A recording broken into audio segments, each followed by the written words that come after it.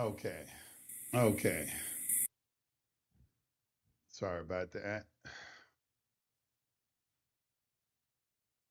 What's going on? Yusef here. Got a good show lined up for you today. We're going to talk about some things that I'm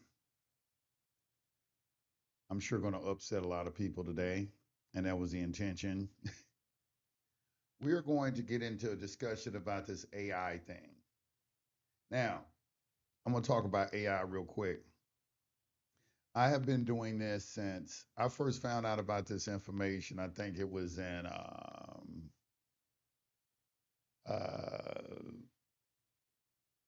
probably 1999 is when I first discovered this information, like in 1999.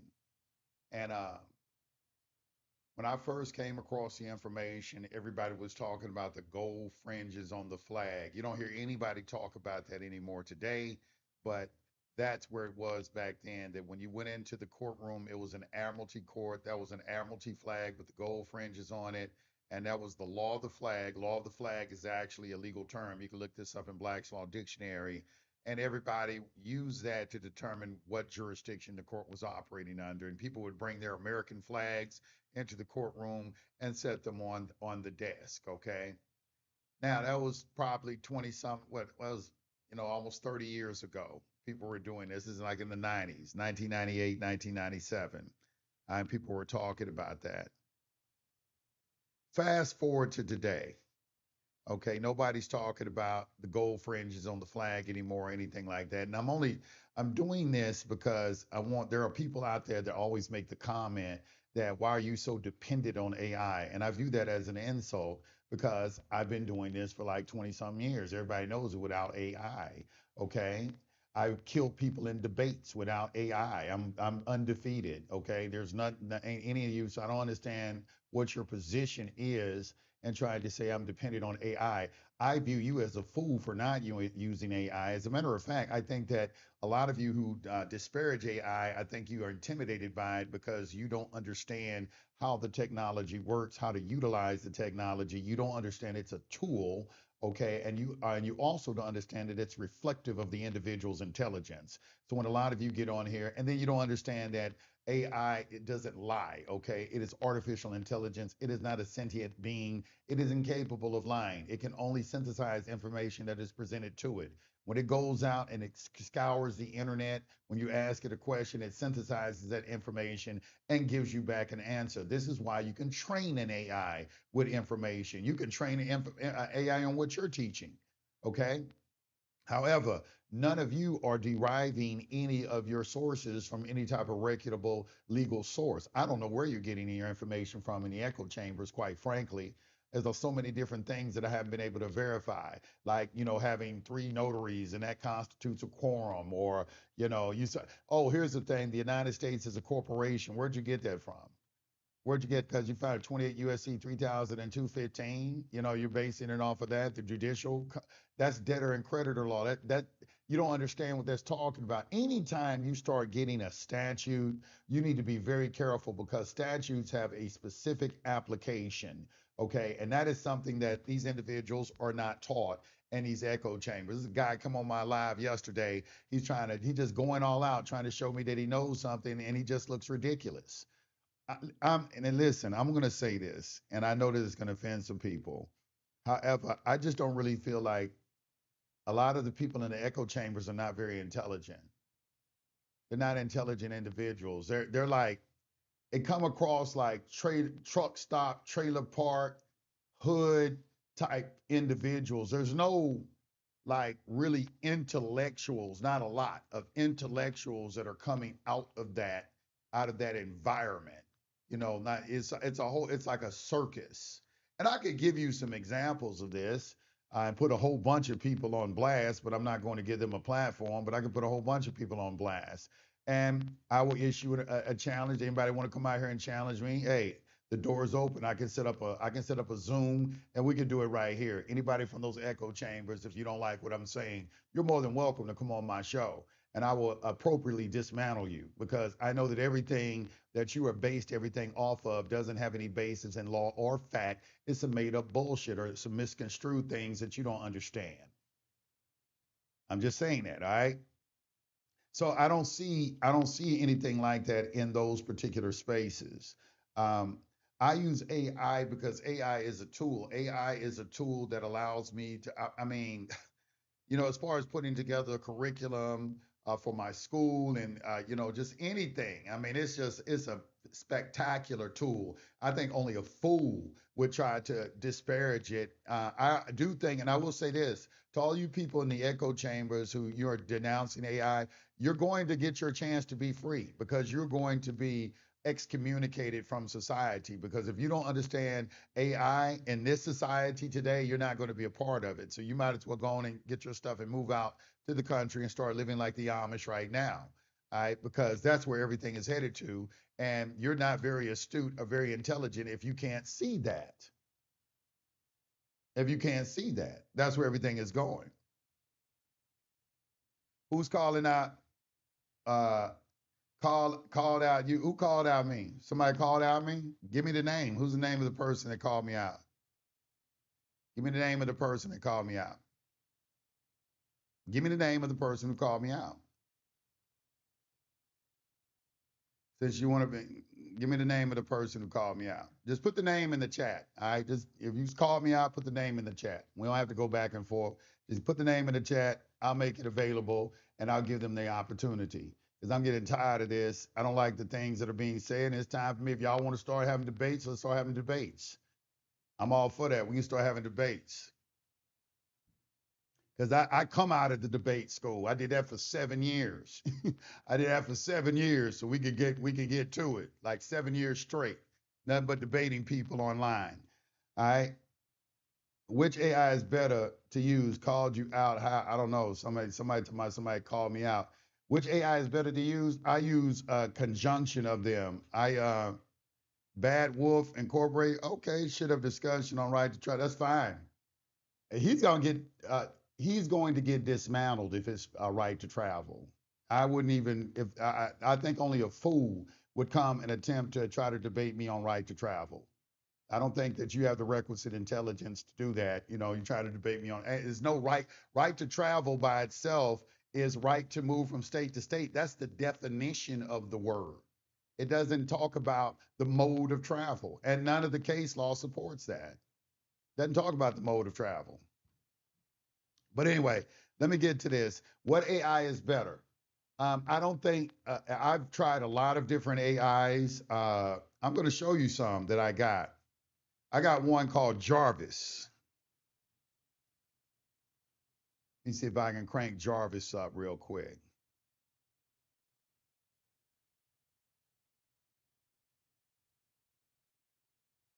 Hello, Jarvis. Let's see if I can put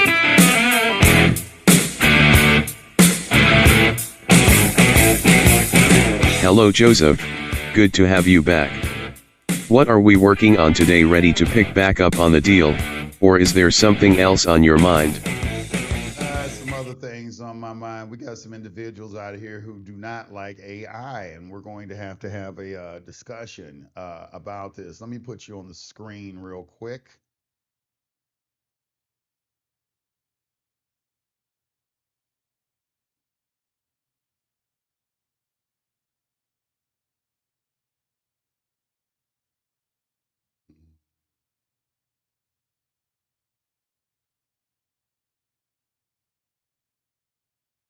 Okay. Hold on. Top. Okay.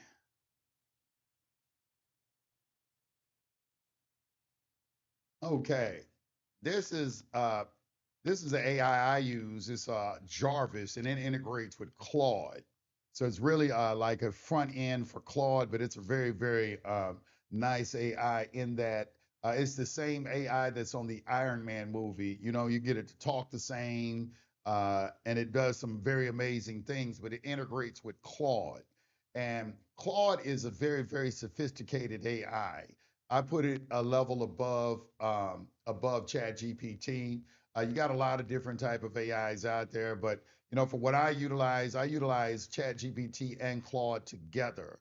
Um, I don't really think you should use one particular AI. I think you should use one AI to verify another AI, and then once that AI verifies, go back and get that AI to verify that AI, and then have that AI verify. And what happens is once you do all this back and forth, you get rid of all of the inconsistencies and all the irregularities, and it narrows it down, and then you get some very very clean defined information.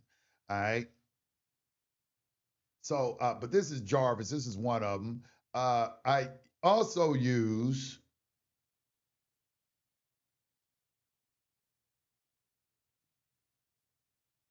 Claude. Okay, this is Claude.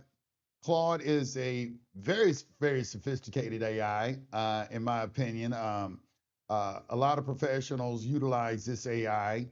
Uh, I like it. I like it. I like Chat GPT because I started with Chat GPT. Chat GPT is, Chat GPT is like we got a good relationship. We've been rolling for a long time, and then I've trained my Chat GPT, and I've trained not as much as I haven't trained Claude as much as Chat GPT, but Claude, it kind of understands me a lot now as well. Claude challenges you a lot. However, I like the challenge because its sophistication, and it really challenges your ability to push back on it. But it's a very high level sophisticated AI. ChatGPT is as well, but ChatGPT is very versatile in the things that it can do. Uh, let me this right here is ChatGPT. All right, this is ChatGPT. As you can see, we were talking about things. Let me say, create a thumbnail saying hi to my audience. Generating more didn't hang tight. Why it does that? Okay, so I use these AIs. These AIs don't direct me, okay? And I'm going to show you how I use the AIs. That's why I'm doing this today. So you won't have any type of question about it because we always have individuals who are in the chat think they're smarter than everybody else. And you're not. You're not. And usually you end up looking more foolish than everyone else, but you tend to think that you are for some reason.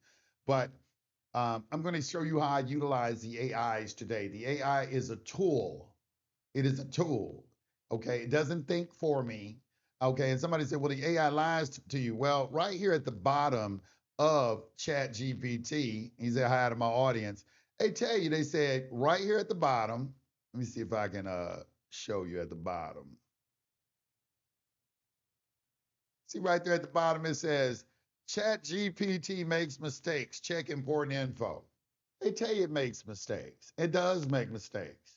It makes mistakes. However, it corrects mistakes as well. Once you know it makes mistakes, it doesn't make the kind of mistakes y'all are talking about. It might make a mistake and leave something out or something like that. But once again, that's because it synthesizes information that is available to it. Sometimes it doesn't have all the information available to it.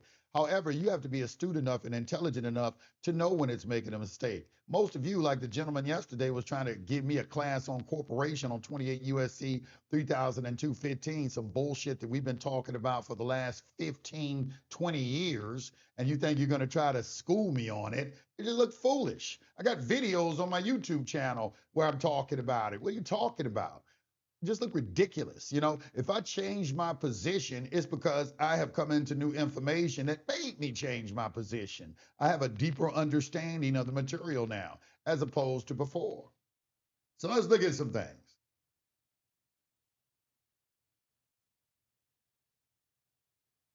Let me put my comments up so I can see my comments. Let me float my window.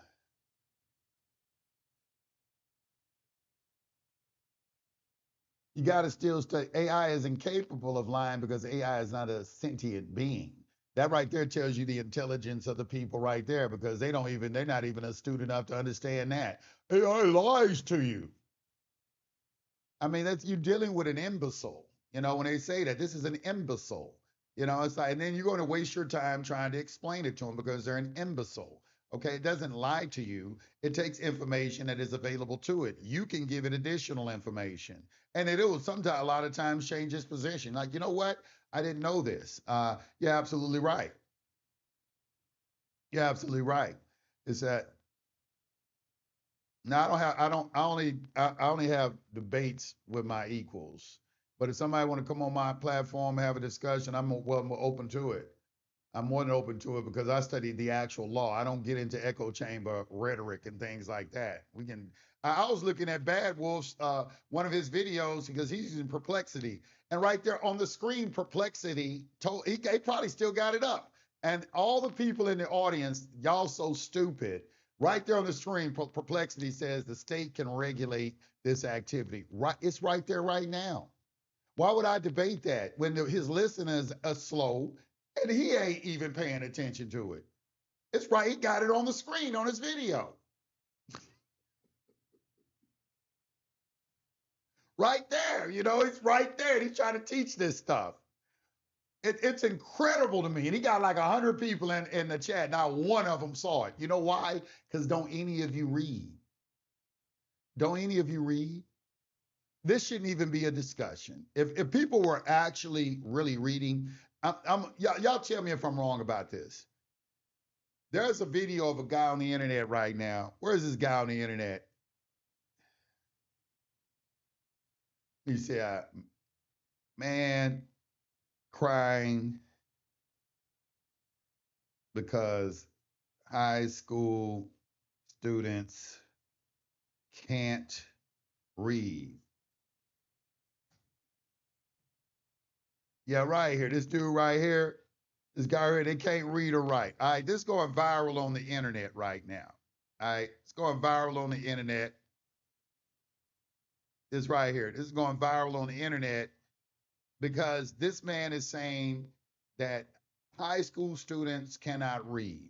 Now, in 2004, I was tutoring English and compositional grammar with freshman students at Augusta Tech University in Georgia.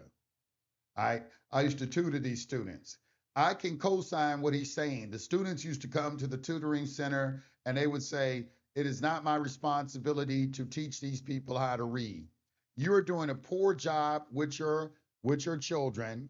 Over half of the country reads on a seventh grade level. Okay, let's just get this all out. And the majority of these young people that are coming out of high school cannot read or write. They're doing they walking up on people on Instagram and telling them, read this paragraph, and they can't even read the paragraph. They can't read or write. So I'm sure that if there's 50% of the people who cannot read in the United States of America, I'm positive that 50% of the people there's 41 people in the chat. Numbers would suggest that about 20 of you in the chat right now probably read on a seventh grade level. Now, I'm not going to say 70. I'm not going to say 50 because I think the only people really attracted to my channel are intelligent people. So I'm going to give it a little higher than that. Let's say 75%. You know, 75% of the people, they can read. Probably about 25% of the people read on a seventh grade level. But there are individuals in the chat, and it's a lot of the time, it's the individuals who come into my chat trying to say, I can't wait to get mine.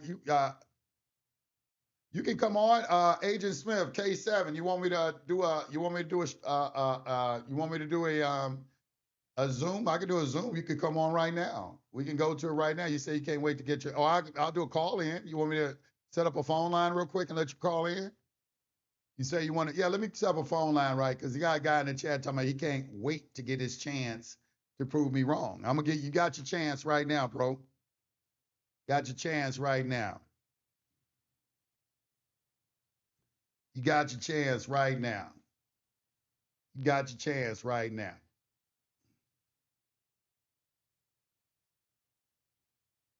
Where is my phone? Where is my, uh-oh. Where did I put my phone? Hold on just a second. Let me go get my phone. And I'm going to give you your opportunity right now.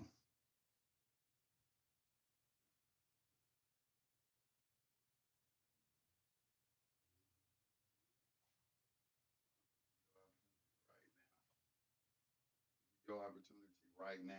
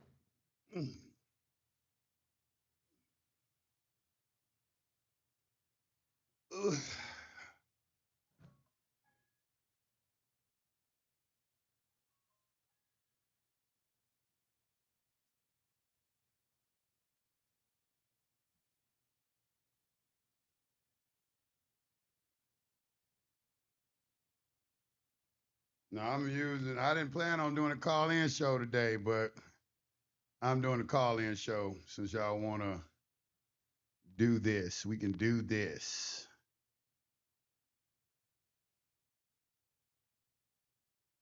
Oh, let me set up the speaker too. I got to set up the speaker. Set up.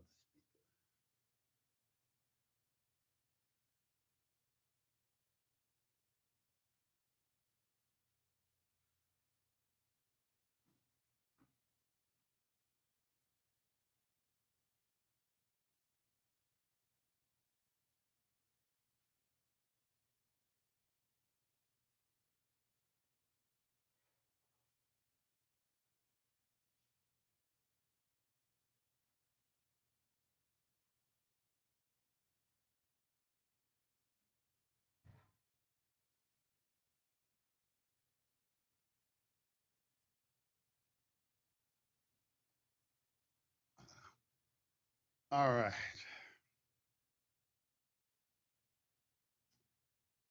So it's up.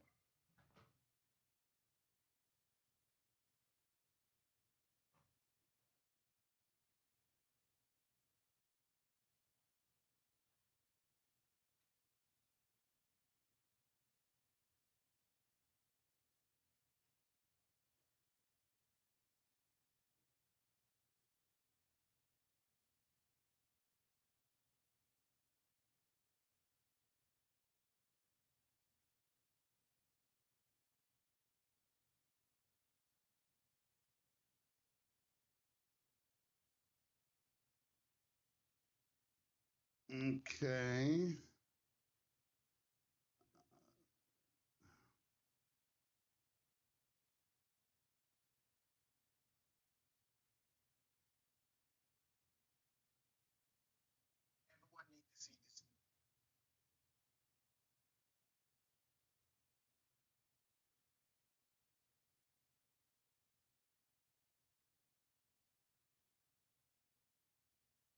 Video. He's speaking the truth, and I'm 100.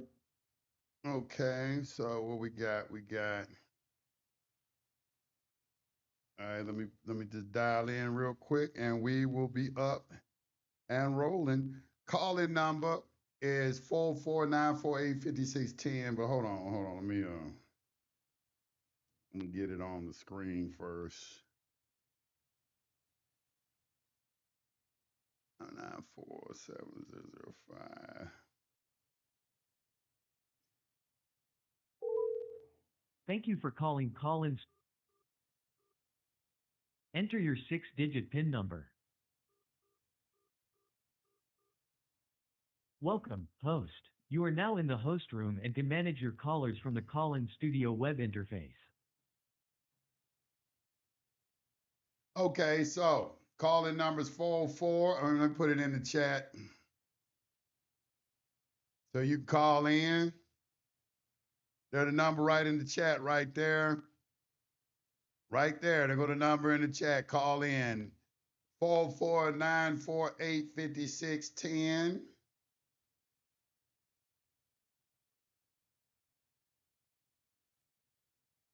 Want y'all to see it. Want no mistakes about it. All right, that's the call-in number. So somebody was in the chat. Hi, somebody talking about they was in the chat. They couldn't wait for their opportunity. Your opportunity is here today. Your opportunity is here.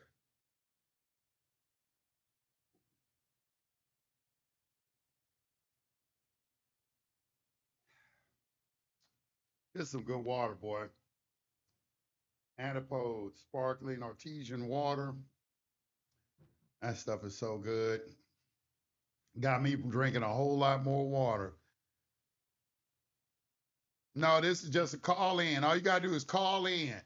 I got to set up a Zoom. Take too much time to set up a Zoom. You just call in. I don't want to see your face. I don't need to see your face no way. All you got to do is just call in. I don't need to see your face. We can hear your voice. We can hear you talk.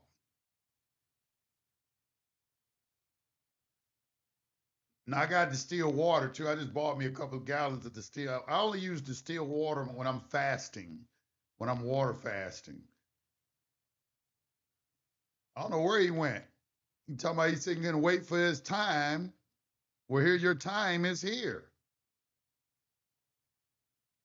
Your time is here. I'm waiting for him to call in. Get a call in number again. 404. Let me put it in there again. They're going to call in number right there.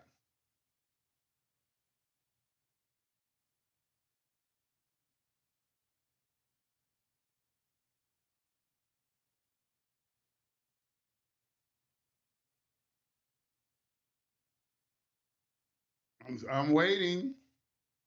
I'm waiting. Where dude at? Where this dude was at? He talking about he can't wait to his opportunity. I cannot wait to get mine to prove you wrong. There he is right there. Okay, well, you got your chance right now. Call in. I knew he was a coward.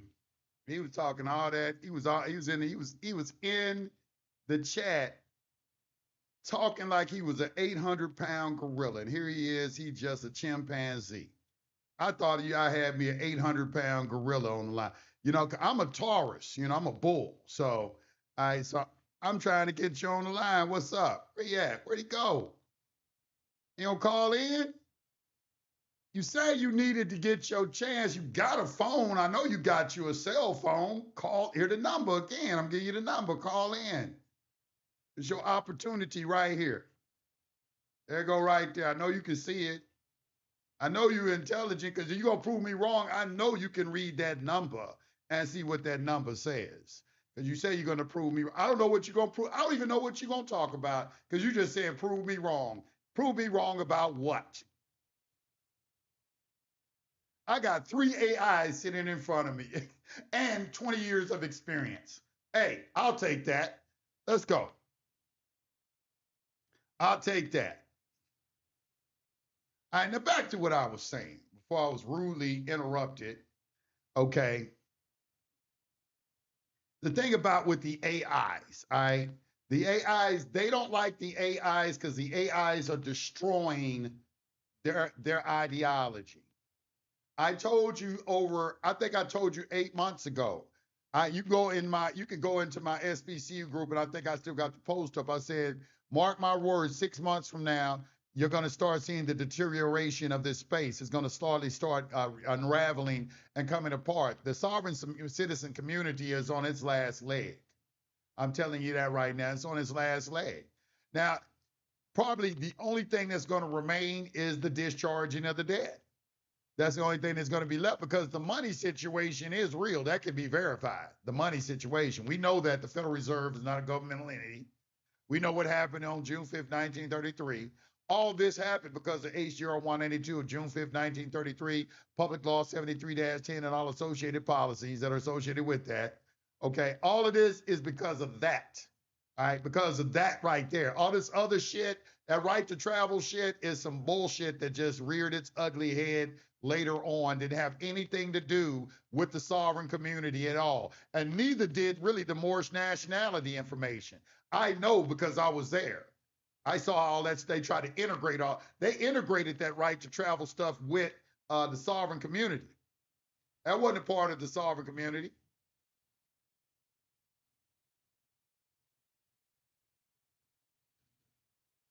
They were all like three distinct things.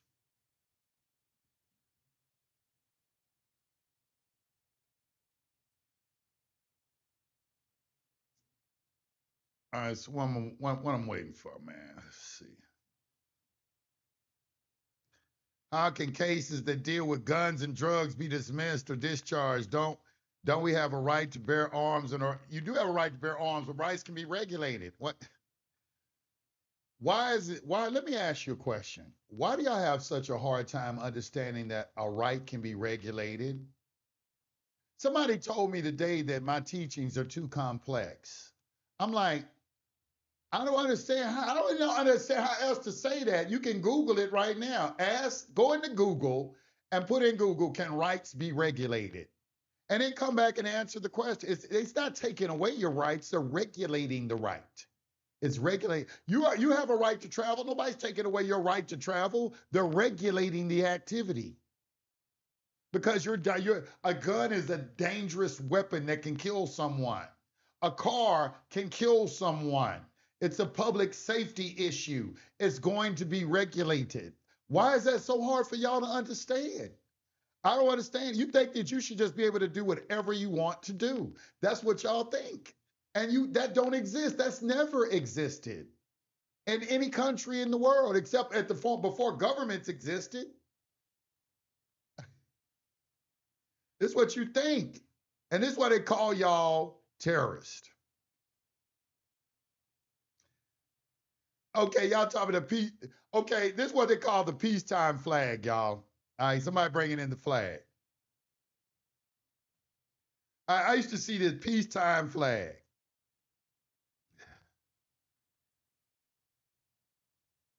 All right, even when I pull it up, it say urban legend. All right, so now I have not been able to verify this anywhere. Anywhere. All right, this is one of those things that been floating around on the internet for a long time. The peacetime flag.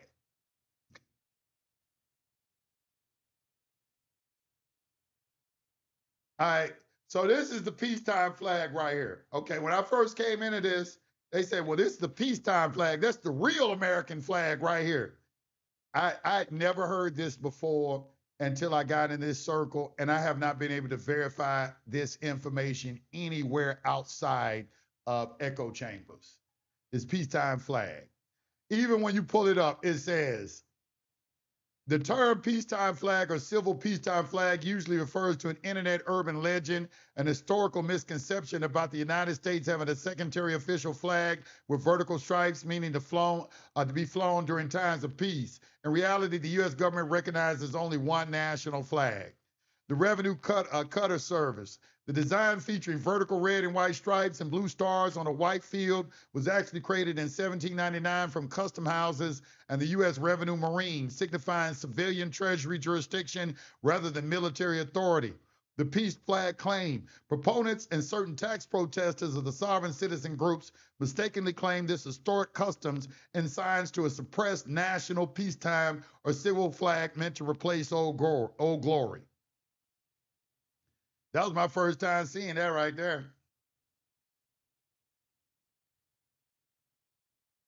That's my first time seeing it. But this is what they say. This is what they'll say. That say that this is the real peacetime flag.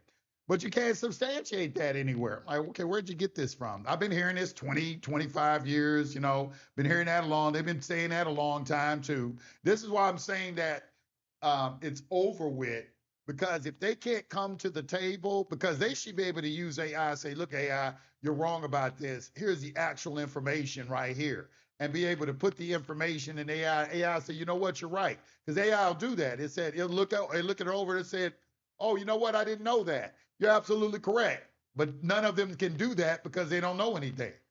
You got to know something. I'm still waiting on this guy to call in. I'm still waiting on him to call in, y'all. Y'all see right here? I just want y'all to see this. This the screen right here. This is the call-in screen. When phone calls come in, it appear right there. I don't want y'all to feel like I'm not answering a phone call or something like that. That, when he calls in, it's gonna call in right there. The number's gonna pop up on that screen. Ain't no number popped up on that screen. So I'm waiting for the number to pop up on the screen.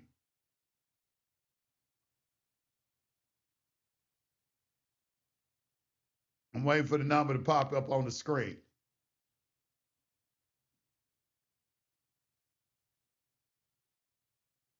I used to think your teachings were complex. A lot of people, you know why you think it's complex? I'm gonna try to explain it, because even my students, they have a hard time. If you'll just start with public and private, start with the basics, like when you learn English, you got to understand what a period is, a comma, a semicolon, a colon, your 8 parts of speech, how to capitalize a word at the beginning of a sentence, I before E except after C, all these things. I learn these rules.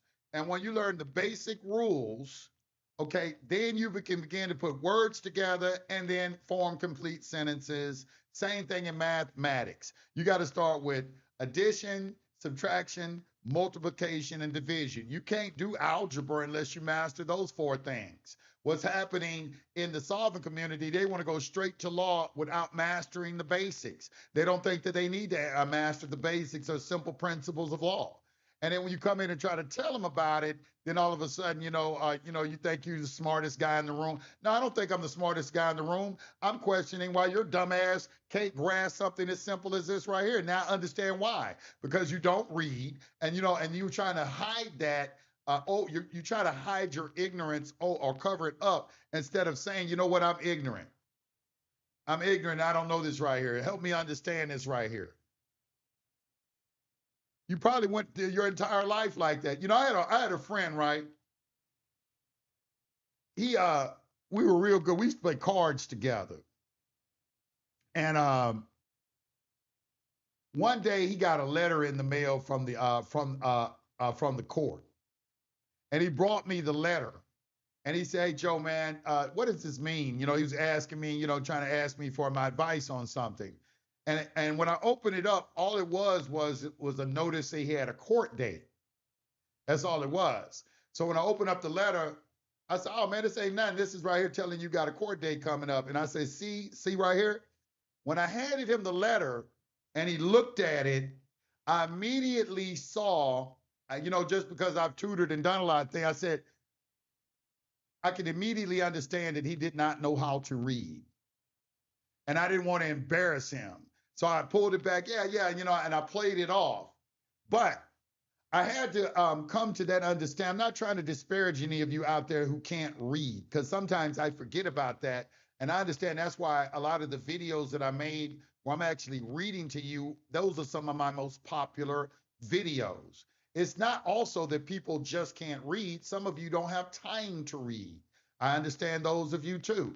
You don't have time to sit down and read a 24-page document or a 58-page document. You probably should make time, especially who have some sort of pending matter that, and you're talking about representing yourself. You got to make time to do it if you're going to do that, especially if you're going to do any of these processes. But I understand that some of you don't have time to do those things. All right, so I'm going to go back and start making those videos again where I'm actually reading to you, and you can read along, and then you can, see, because a lot of people like that. In my class, they love to just sit, I read the entire case and I explain it as we go. And they really enjoy that, and I understand it. It takes a load off, because it is kind of laborious to have to sit there and try to read something and then try to analyze it and comprehend it. It can be a little bit. It can be a little bit much. I understand that. Why you don't have Taj Tariq Bey on your show? Taj Tariq Bey was on. Well, Taj Tariq Bey was part of my radio show for 2 years. He went his own way. He got Moabite oasis. I don't believe we're Moabites. Moab means of my father. I don't subscribe to that we're Moabites or anything like that. But, I'm cool with them. I don't have anything against Taj Tariq Bey. Okay, when it comes to Chad, okay, well, you say I'm a fool. Well, come in and prove that I'm a fool. Come in and prove that I'm a fool. I think you're a fool. I think you don't understand. I think you're a coward too, because you're in the chat talking shit, and you said you can't wait to get your opportunity. And I put the phone number out, and you didn't grab the opportunity. So I know that you're a coward, and you're just in the chat talking mess and everything. You don't know how to use any of the AI tools. Now, I don't think you can read or write at all. No offense, I don't think you know how to read or write at all. I don't. I don't think you know how to read or write at all. I don't think you have good comprehension either.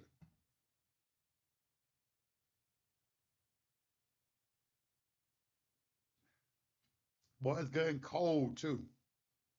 I'm gonna keep on talking about him. He gonna buck in a minute. He gonna crack in a minute. He gonna pick up that phone. Then I'm gonna cut his nuts off. I'm gonna cut your nuts off and feed them to you. I'm gonna cut your nuts off because you're in the chat talking and you don't know who you're talking to. You're talking to an 800-pound gorilla.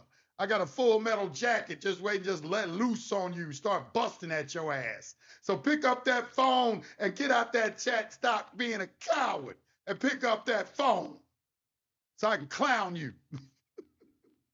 Come on this line talking about I'm a fool with Chat GPT. Boy, get over here and go on this thing. So I go and make a fool of you in front of all these people so you will never come back in my chat and talk like what you talking right now. I'm gonna make you famous. You at work? You at work? Oh my God. You got a job and you smart? If you so smart, why you don't have your own business? If you so good with Chat GPT, why you don't have your own business? Why you have your own business?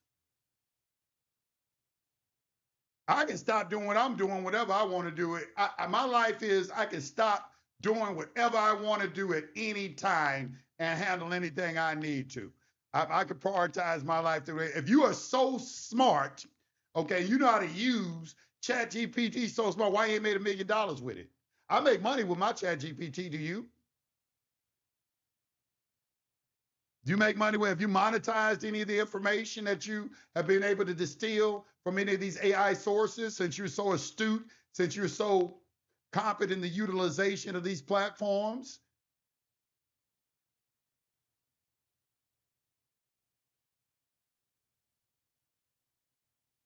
What about being able to read but genuinely not retaining the information you just read? I guess finding the true application for why you're reading as a start. That is very important. I had to figure that right there. I think is a personal thing. I had to figure out what worked for me, and what worked for me was reading aloud. Reading aloud. Reading aloud forced me to focus and concentrate on what I was reading. Reading aloud did it for me. That's all I can say. I learned that in college, that reading aloud helped me retain information because when I read aloud, I'm hearing it with my ears, I'm seeing it with my eyes, I'm involving other senses. And it would help me retain the information because now I'm reading with attention. Because sometimes people just read, they just read over the words and just to say they read something, but they didn't really read it because they didn't read it with attention. But when you read with attention, then you obtain retention. You can retain the information that you're reading. And sometimes I guess that works different for different people. But for me, it was reading aloud. And that's why everybody always sees me. I'm reading aloud constantly because I have so many years of practice in reading aloud. And I do think that the ability to read aloud is a big indicator of intelligence because people who read well aloud usually read a lot. They read a lot. because and when you read a lot, you kind of just start forming, you just naturally start knowing how to speak intelligently because you know you're reading sentences all the time.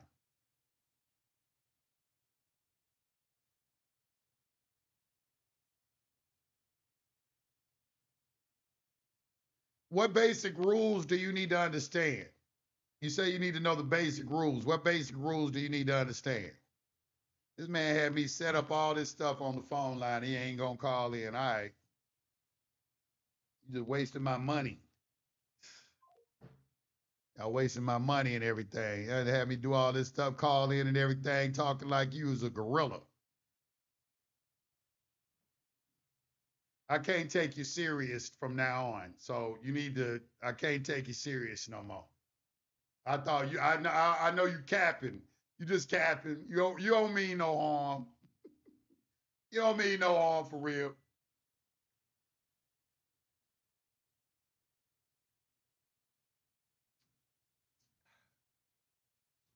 Boy, this water good.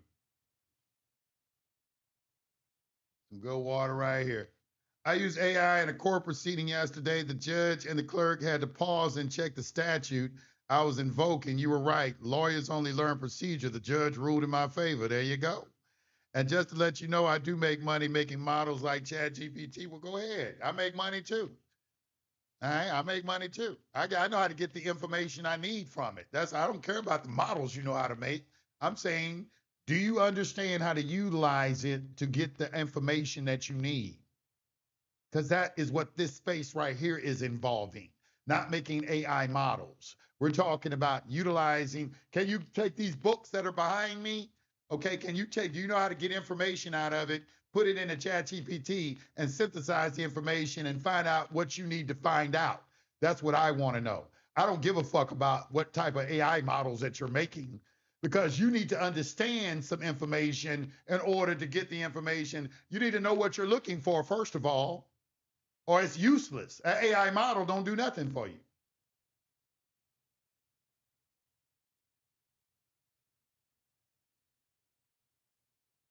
Yeah, I do got that John Wick energy. I got that John. Listen, you understand. Let me tell you, why am I this way? I'm going to tell you why I'm this way.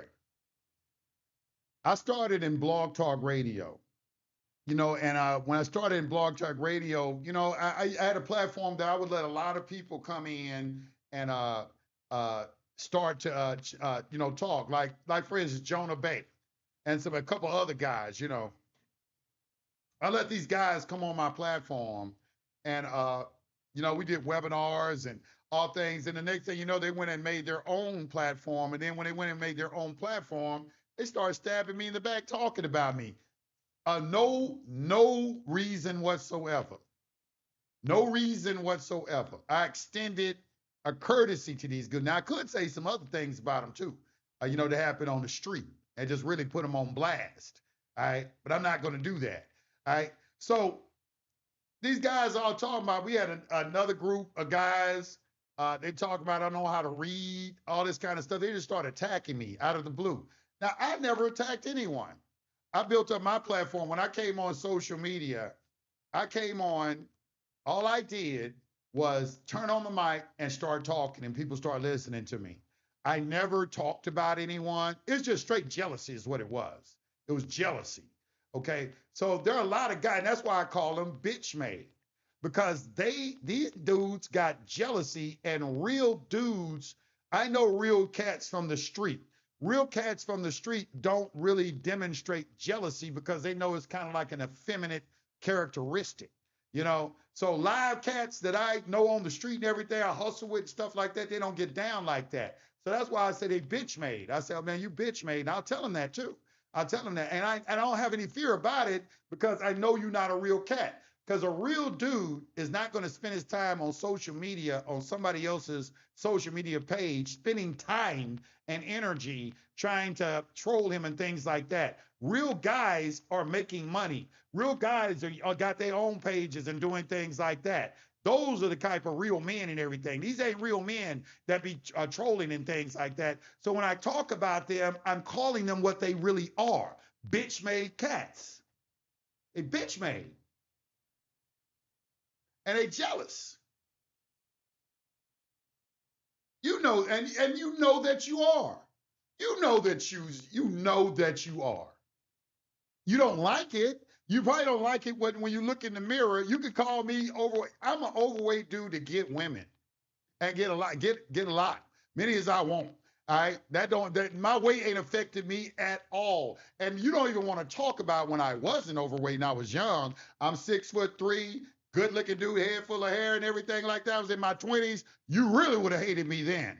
And I had money, lots of money, all through my 20s. So I'm the kind of cat that gets off on making guys jealous because I like to see that bitch shit in you and everything. I just get off on that. I'm like, look at this cat right here. He ain't no man. Look at him. Look at him. He get mad about this. How can you get mad about that? How are you built like that? I don't even understand how. How are you built like that? I don't understand it.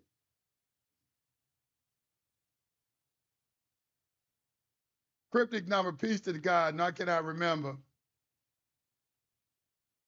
I don't understand. You know what I'm saying? I don't understand why you get mad and stuff like that.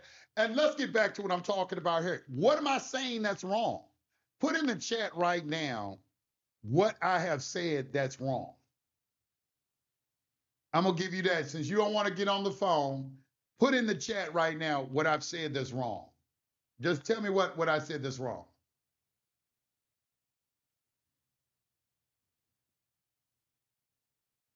Put in the chat what's wrong.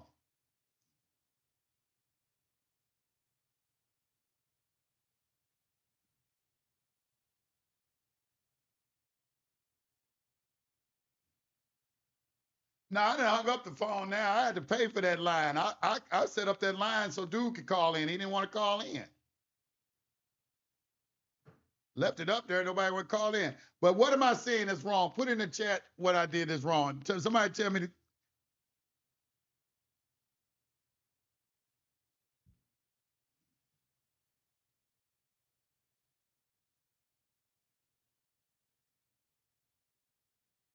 Yeah, can we get the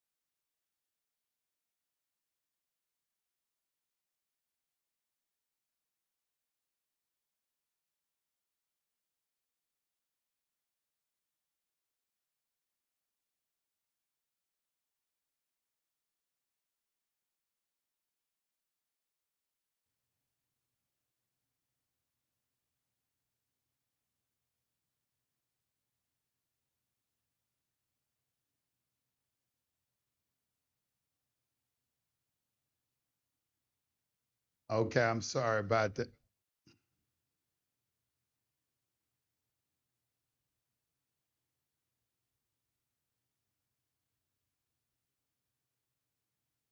Okay, now as I was before I was rudely interrupted.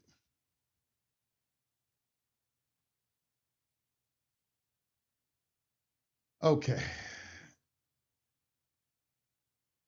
All right, so somebody say ChatGPT tell him his mic is off.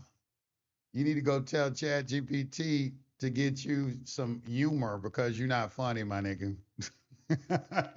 You're not funny. That's it. Yes, the discussion is there. Okay, so real quick. So we're talking about HJR 192. Let me put it on screen for you. I ain't gonna even do the split screen no more. I'm just gonna put it on screen for you.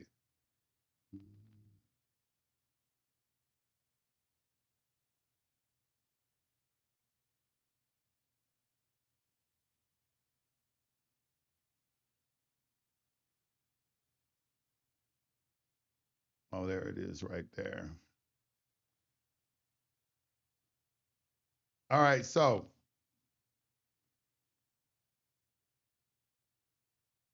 all right. Back to what I was saying. What was I just talking about? I was talking about the fact that I uploaded the congressional record of the 73rd Congress. All right. There was a discussion. I've read this before. I'm using AI because I'm not going to read this entire congressional record again to locate a discussion that I found that was concerning in doing my research. So I uploaded the entire congressional record into chat and I asked it to find the conversation where the senators were expressing concern from their inability to actually get an opportunity to read a bill that they were asked to vote on within 1 hour and they weren't able to receive it. So you can see right here, the chat is talking about yes, the discussion is there, and it is stronger than merely saying some senators complained they had not read the bill. On March 9th, 1933, while the emergency banking legislation was being rushed through the Senate, several senators openly stated that they had inadequate time to study what they had been asked to enact. Senator Norbeck reacted immediately when Senator Fletcher proposed that the Banking and Currency Committee report the bill back the same calendar day. Norbeck said that when Congress undertakes to frame important banking legislation in an hour, it is liable to get itself into trouble. Then Senator Fess asked whether printed copies were available. Senator Robinson admitted that there were not enough copies for the senators. A limited confidential committee print had been produced. Senator Huey Long then said he had been trying all night and all day to find out what was in the bill.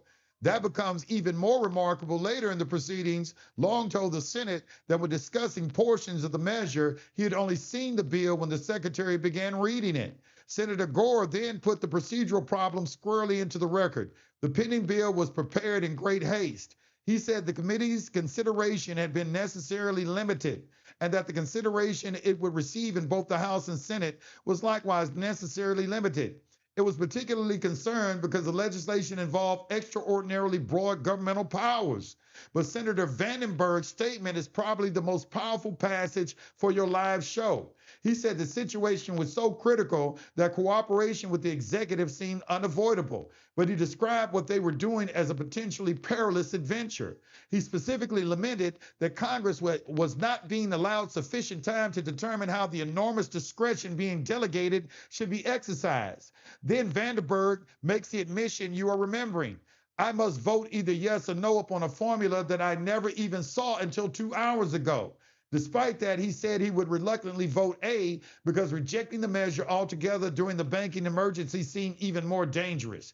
That is extraordinary. Now, this is Chat GPT, who y'all think is like programmed by the government, right now analyzing what government officials doing and is tripping out.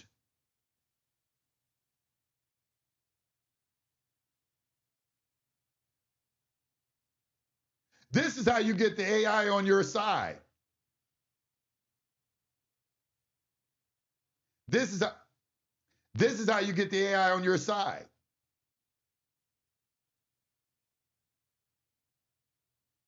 So let's look at this. What else is said? He said that is extraordinary. And there's another revealing statement that Senator Reid, He admitted there were provisions of the bill that he personally disliked and that did violence to his beliefs, but said he would not even raise those objections because they could be corrected later when time was not so precious. Senator Glass, one of the major banking authorities in Congress, said essentially the same thing from the other side. He acknowledged that the bill contained provisions to which, under ordinary circumstances, he would not dream of subscribing. But leaders from both parties had agreed to enact the legislation before midnight and fix defects afterwards. What I think about it, I think the record establishes something very important, but we have to state that conclusion carefully. It does not establish that the Emergency Banking Act was legally void merely because individual senators had insufficient time to read it. The Constitution does not contain a general requirement that every member personally read every word of legislation before voting, nor does it prescribe a minimum number of hours or days Congress must deliberate before passing a bill. So I would not make that argument. They didn't read it, therefore it wasn't law. The congressional record doesn't support that conclusion, but it supports a much more serious institutional argument. Congress was being asked to exercise legislative power while simultaneously admitting that it lacked the normal opportunity for legislative deliberation. That matters enormously when you look at what the bill actually did. Title I expressly approved and confirmed presidential actions already taken since March 4th and amended subsection 5B of the Trading with the Enemy Act so that the presidential authority operated not merely during time of war, but also during a presidentially declared national emergency. The statute authorized investigation and regulation of foreign exchange, transfers of credit, banking payments, and the export, hoarding, melting, or earmarking of gold, silver coin, bullion, or currency. So consider the sequence. The executive acted. Congress was summoned into extraordinary session. A bill was produced under emergency conditions. Some senators could not initially obtain copies. Some openly admitted they had not only recently seen it. Some openly disliked portions of it. Some expressed constitutional and delegation concerns, and they voted for it anyway because they believed the national emergency made immediate action unavoidable. The final Senate vote was 73-7. That doesn't prove a secret overthrow of the Constitution system. What it does demonstrate, in Congress's own words, is a dramatic example of emergency government altering the ordinary balance between deliberation and executive discretion. And notice Senator Connolly's language. He acknowledged that Congress was vesting the executive with powers he had never imagined approving during peacetime. He justified it because ordinarily parliamentary process were too slow for the emergency. So Congress would temporarily vest wide and transcendent discretion and power in the executive. That is the constitutional story I would teach from this record. The remarkable fact isn't simply Congress didn't read the bill. The deeper fact is members of Congress expressly acknowledged that ordinary legislative deliberation was being displaced by emergency necessity, while simultaneously transferring unusually broad discretionary authority to the executive. That is far more defensible, and the congressional record itself proves it.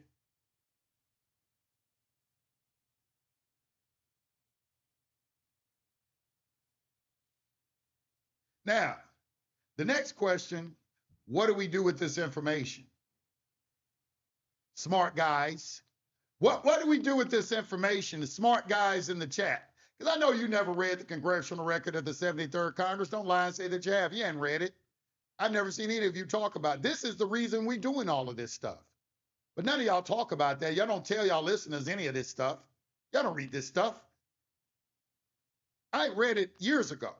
That's how I knew it was there. I made videos about it years ago.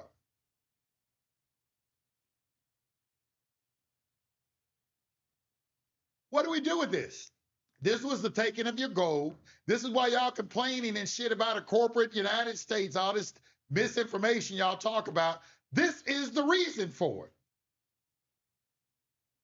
What do we do with this information?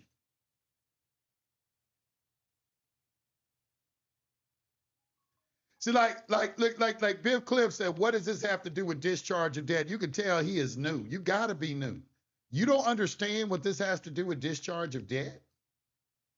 This is the reason you can discharge debt. Nobody's told y'all any of this. That's what I'm talking about. Y'all, these echo chambers, y'all don't have a foundation about y'all discharging debt and don't know where the right to discharge debt came from.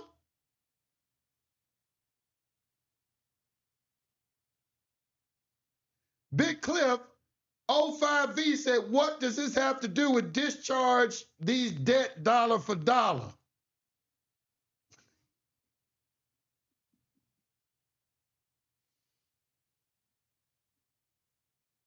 Okay, what are we going to do with this information? What do you think we should do with this information? Your government officials passed a bill in the 1933 that took the gold, gave all this power to the executive branch of government through an emergency, so some bullshit emergency that was manufactured emergency. That's what it was.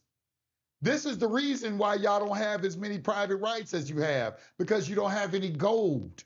You have to use Federal Reserve notes, and that is regulated. That is what's pulling you into a regulated space. One of the reasons as Social Security numbers. That's what led to the Social Security number. This is why you don't understand public and private, okay? Because you are taking benefits and privileges, but you don't understand that. And it's very difficult to explain it to you because you don't have any interest in it, because all you want to know is, can you discharge a fucking debt dollar for dollar? Can you get some free shit?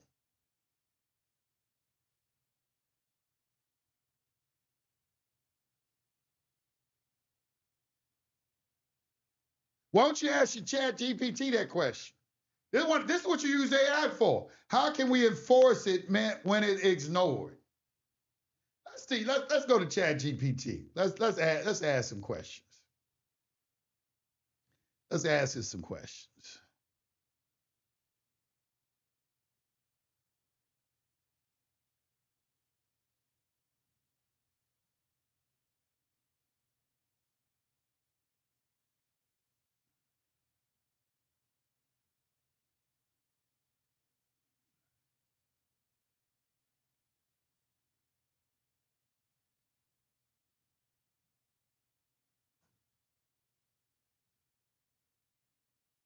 Wait a minute, let me put like, this led to the,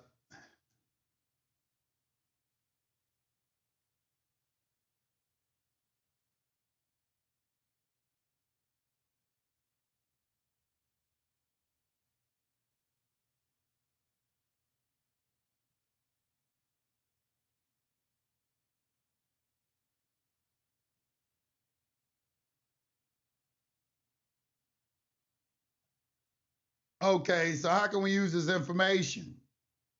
Hold on, I'm misspelling words. How can we use this information?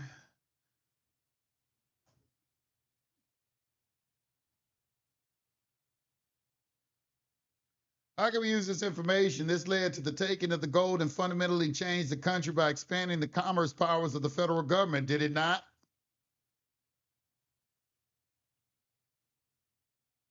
Let's see what happened, what we got right here.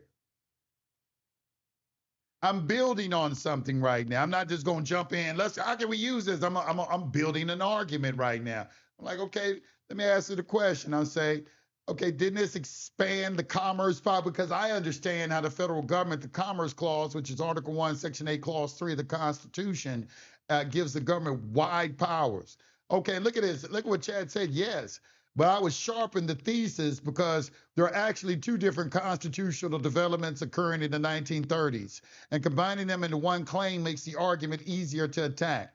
The congressional record gives you excellent evidence for a larger argument about emergency government, monetary control, delegation, and the later expansion of federal economic power. For March 9, 1933 is a genuine turning point. The Emergency Banking Act did much more than reopen banks. Congress declared a serious emergency and amended subsection 5B of the Trading with the Enemy Act so presidential regulatory authority could operate during a declared national emergency, not merely wartime. It authorized control over foreign exchange, transfers of credit, banking payments, and the export, hoarding, melting, and earmarking of gold and currency. All this power was transferred to the president. The same legislation also added subsection 11N to the Federal Reserve Act, expressly authorizing the Secretary of the Treasury, when considered necessary to protect the currency system, to require individuals, partnerships, associations, and corporations to deliver gold coin, bullion, and gold certificates to the Treasury in exchange for other lawful currency. So when you say this legislation led to the surrender of privately held monetary gold, that is historically supportable. On April 5th, Roosevelt issued Executive Order 6102, expressly invoking subsection 5B as amended by the March 9th Emergency Banking Act. The order generally required persons to deliver covered gold to the Federal Reserve or member banks by May 1st, subject to enumerated exceptions. Then the process went further. The Gold Reserve Act of 1934 transferred ownership of monetary gold to the U.S. Treasury and prevented Treasury and financial institutions from redeeming dollars for gold. The Federal Reserve's own historical account describes the 1934 statute as the culmination of Roosevelt's gold program. So there is a very clear historical chain. Banking Emergency, Emergency Banking Act, Expanded Emergency Monetary Authority, Executive Order 6102, Restriction/Surrender of Monetary Gold, Gold Reserve Act, and Restructuring of the Monetary System. This is not speculation. The documentary record supports it. Okay, let me pause for a second. I know my chat GPT right now is like, wow, this is not speculation. Because at first, it's telling that this is some sovereign citizen type of bullshit. But once you can feed the chat the proper information, it will begin to synthesize it and say, you know what, you're right, Yusef. This is how I use AI. Okay, I already have the information I need. Okay, I know what questions to ask. Where am I getting to? I'm getting to a fact. Is this going to create some sort of constructive trust? Because to discharge debt, they have to have a duty to discharge debt. You need to be able to articulate they have a duty to discharge debt. None of you can do that. You can't articulate it. You done did it for years, then went into court and you got steamrolled.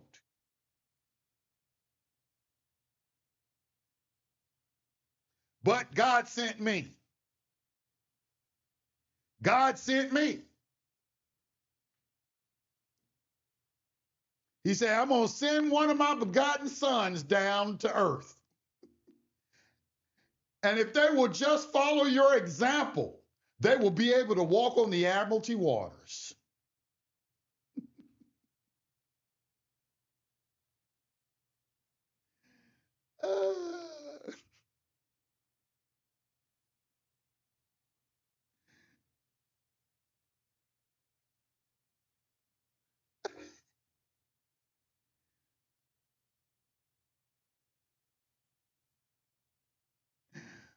Okay, so let's keep going. We're building on something.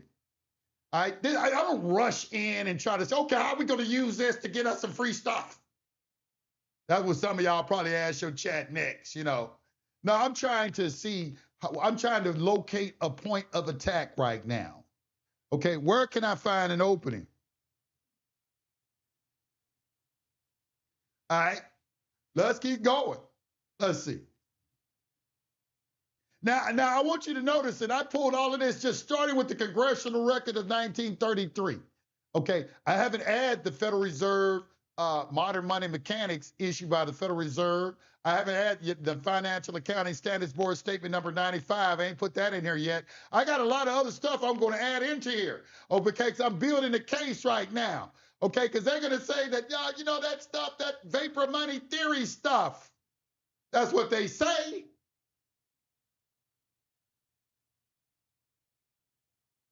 Okay, let's keep going.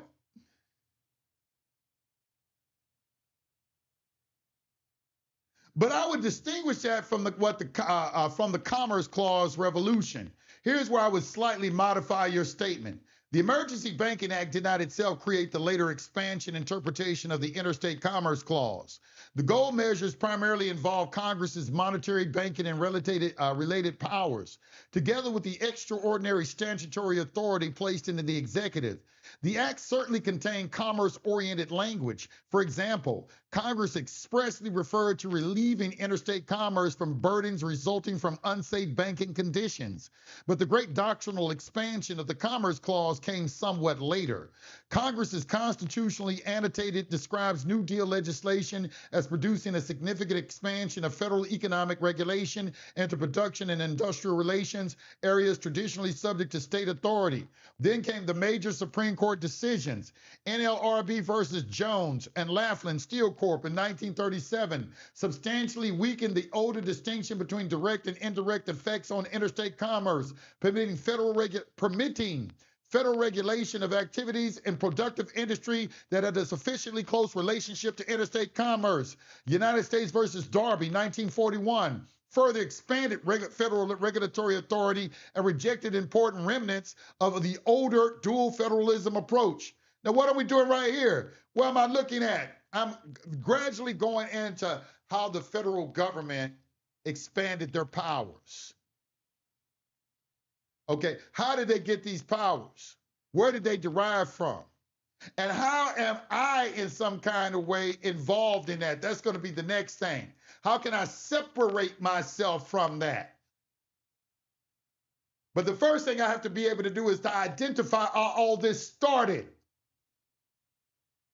which nobody in the echo chambers is doing for any of you.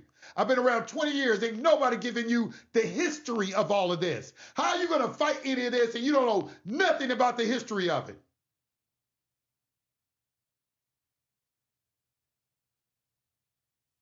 It's incredible to me.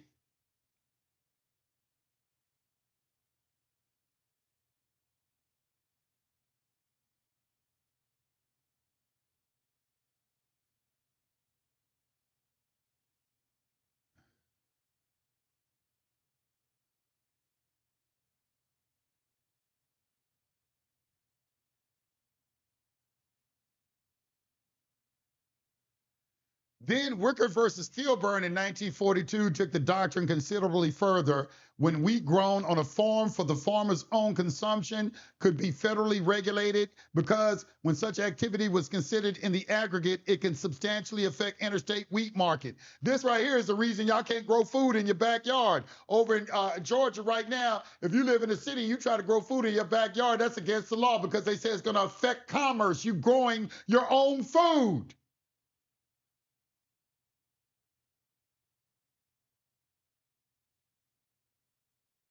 Congress' own constitutional annotated describes this period explicitly. The Supreme Court abandoned much of the previous dual federalism framework during the New Deal and revised its Commerce Clause and 10th Amendment jurisprudence, thereby giving the federal government vast new powers to regulate the economy.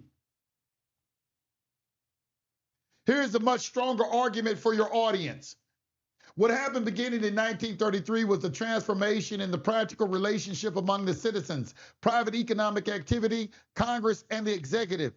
Before this period, there were substantially stronger judicial distinctions among local authority, interstate commerce, interstate commerce, production, manufacturing, and activities Congress could reach under its enumerated powers. During the New Deal period, those boundaries became dramatically more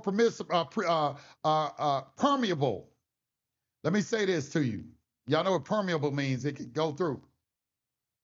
The people who wrote this, with Roosevelt, 72 of them were Jewish.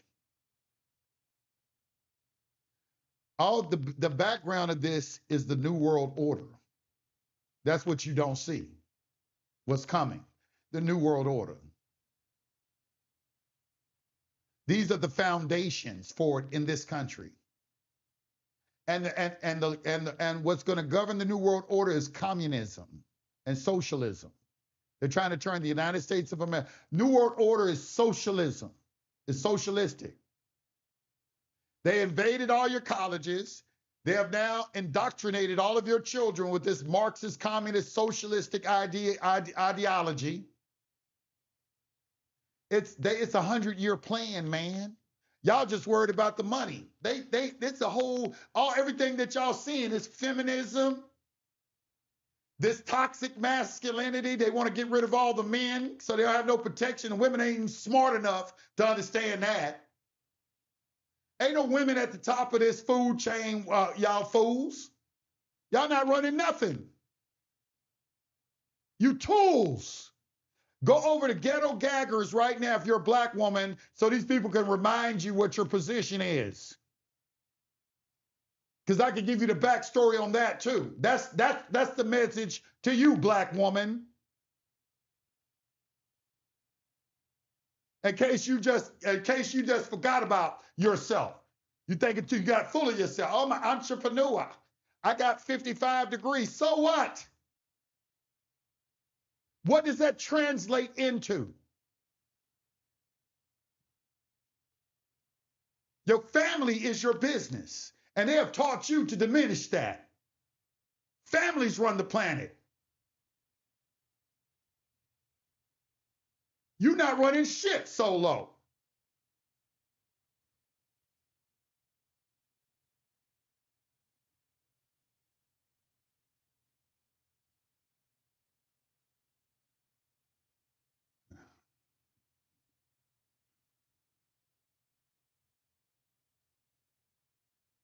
Let's keep going.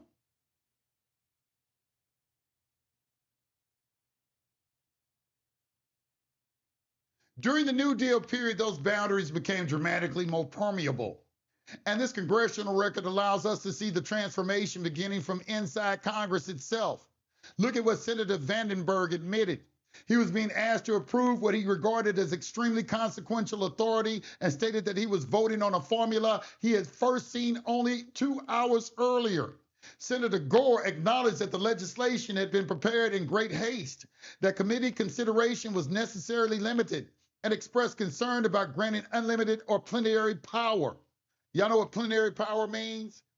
Why don't you look it up? It means all powerful.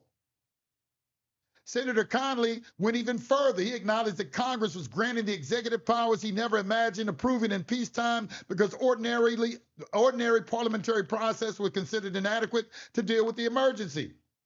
And he described the solution as temporarily vesting wide and transcendent discretion and power in the executive because normal legislative deliberation was too slow. This is an extraordinary primary source admission. Now connect that to the goal. This is where your presentation could become very powerful. Ask the audience, what did Congress authorize when it acted under those circumstances? Not something trivial. Among other things, Congress authorized governmental control of transactions involving gold, currency, foreign exchange, and credit. Weeks later, Roosevelt's Executive Order 6102 expressly relied upon the March 9th statutory amendment when imposing the gold delivery requirements. By 1934, monetary gold had been transferred to the Treasury, and the previous system under which dollars could be converted into gold had effectively been reversed. The Federal Reserve's historical account puts it very plainly. Before the change, government converted dollars into gold when holders demanded it. Afterward, the government converted monetary gold into dollars. It's a gold heist. This was the biggest gold heist in history. Who was my man, one of the architects of the Federal Reserve? There's a statement, I got to find the book where he said that the gold is wasting away in the pockets of the American people. They know that y'all don't care nothing about gold. All you care about is what you can buy with it. That's what the average consumer, how they think. They only think of what they can buy. That's why they gave you monopoly money. Because they say you don't know what to do with gold. So take it away from them. They don't know what to do with it. They just want to buy a whole bunch of shit. So they took it from you and gave you regulations and gave you jobs and gave you convenience and made it where you didn't have to think for yourself.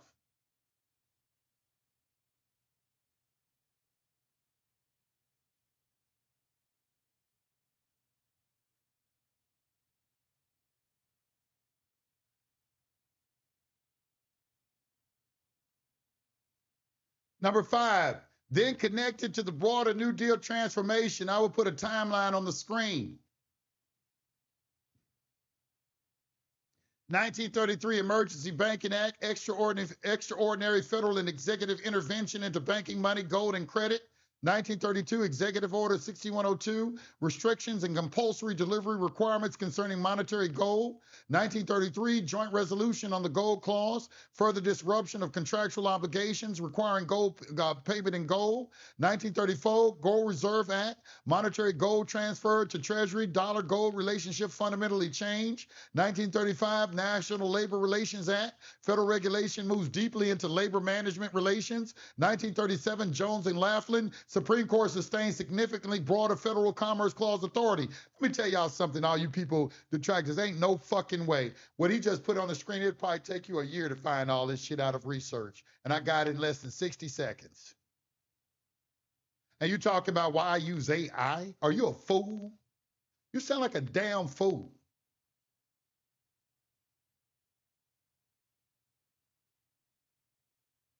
That's why nobody listens to any of y'all. When you're dependent on AI, everybody, you're not saying anything slick saying that.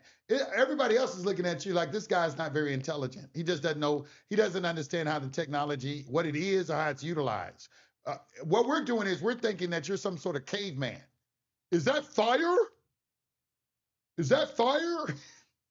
And it's a caveman. I depend on AI. I'm showing you in real time how you use AI, how I use it at least.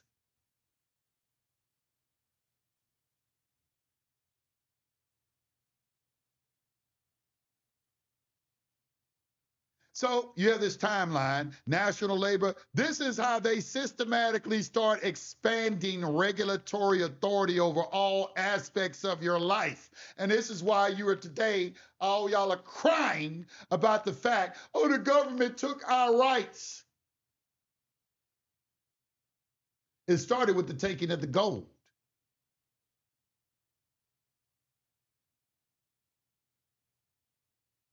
Now the audience can actually see the constitutional transition.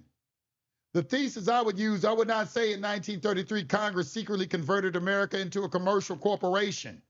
The sources do not establish that. And I would not say Congress didn't read the Emergency Banking Act, so the act was unconstitutional. The law doesn't work that way. I would say the congressional record allows us to watch the beginning of one of the most consequential shifts in American governmental powers.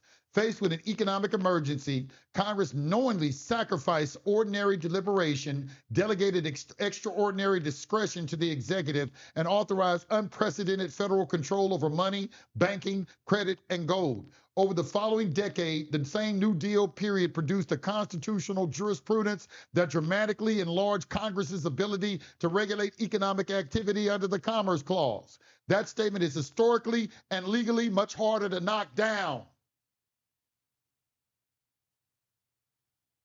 And there is something particularly valuable for the live show. We do not need conspiracy literature to make the argument. Congress's own record, Roosevelt's own executive order, the statutes themselves, Federal Reserve history, and Congress's own constitutionally annotated tell the story. The fascinating question for the audience then becomes, when emergency necessity causes Congress to transfer extraordinary discretion to the executive, how much of that expanded governmental architecture disappears after the emergency and how much becomes permanent? This is where I would take the discussion next. That's a good damn question. Okay, I thought this was temporary emergency powers. When is it going to end? When is these emergency powers going to stop? That's the question you should be asking. Now we got something to work with. Now we have something that is not in the realm of conspiracy theory or sovereign citizen bullshit. God sent me to you. He sent me to steamroll over all of my detractors. You see how I am. As soon as they open their mouth, I'm going to cut their head off because they have the sword of truth.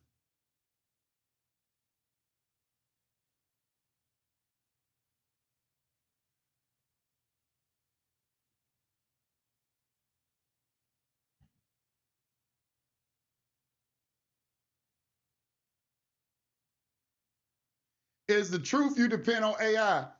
Okay, well, let me ask you a question. You would have never have known this if I haven't read. I've already read the congressional record. You haven't even read it. I knew to go there to give this to AI, fool. You wouldn't be able to synthesize all this information in 5 years. No, I'm going to take that back. You wouldn't be able to synthesize this information in 2 decades.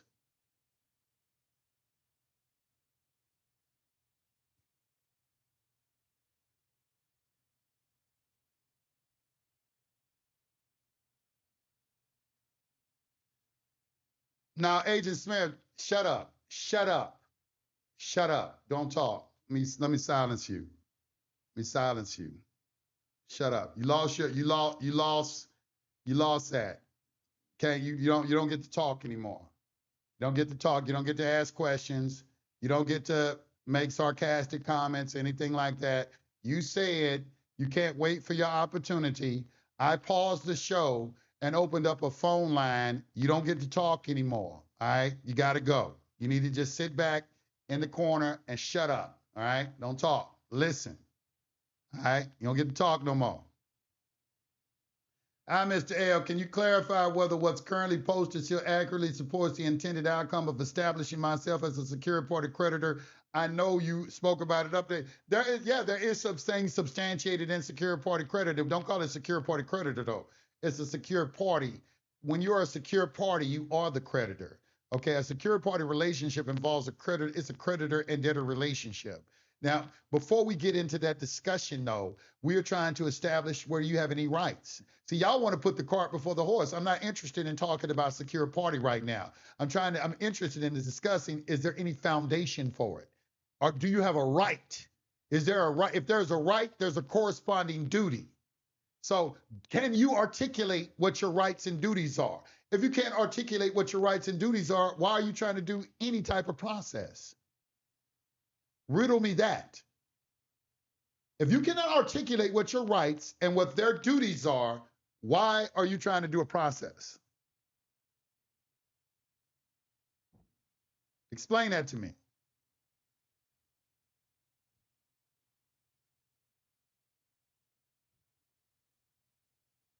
Y'all want to do these processes, but you can't articulate what your rights are or what their duties are. And you can't, can you, do you know any of this? Do you have a foundation to substantiate your position? That's what I'm trying to give you right now. But y'all just want to go to process. Y'all don't want to learn anything. That's why you fail. You need 3 years. When I started doing this, we understood it's going to take 3 years before you become functionally literate. Y'all in these echo chambers, and they got y'all believing y'all can do this shit in 3 weeks. Y'all going into these courts by the thousands getting slaughtered because you don't want to learn anything. And that's why you don't like SP, you don't like me, because I don't have microwave remedies. I say come to school. And you don't want to do that. You're looking for a quick way, and the quick way don't exist. It don't exist. But you can keep looking. You can waste your money. They're gonna sell you a lot of quick shit. Trust me on that. They got a lot to there's a lot of that to sell. They've been selling it for 30 years. And y'all and been having plenty of people to buy it.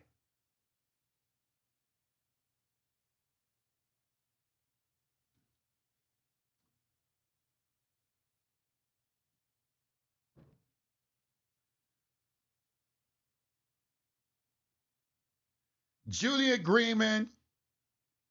Let me put this in.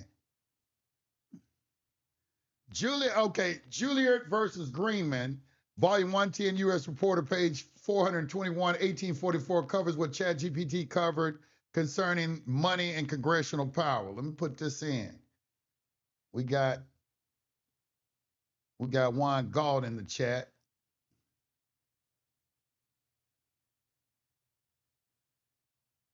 You see, what do you think about this?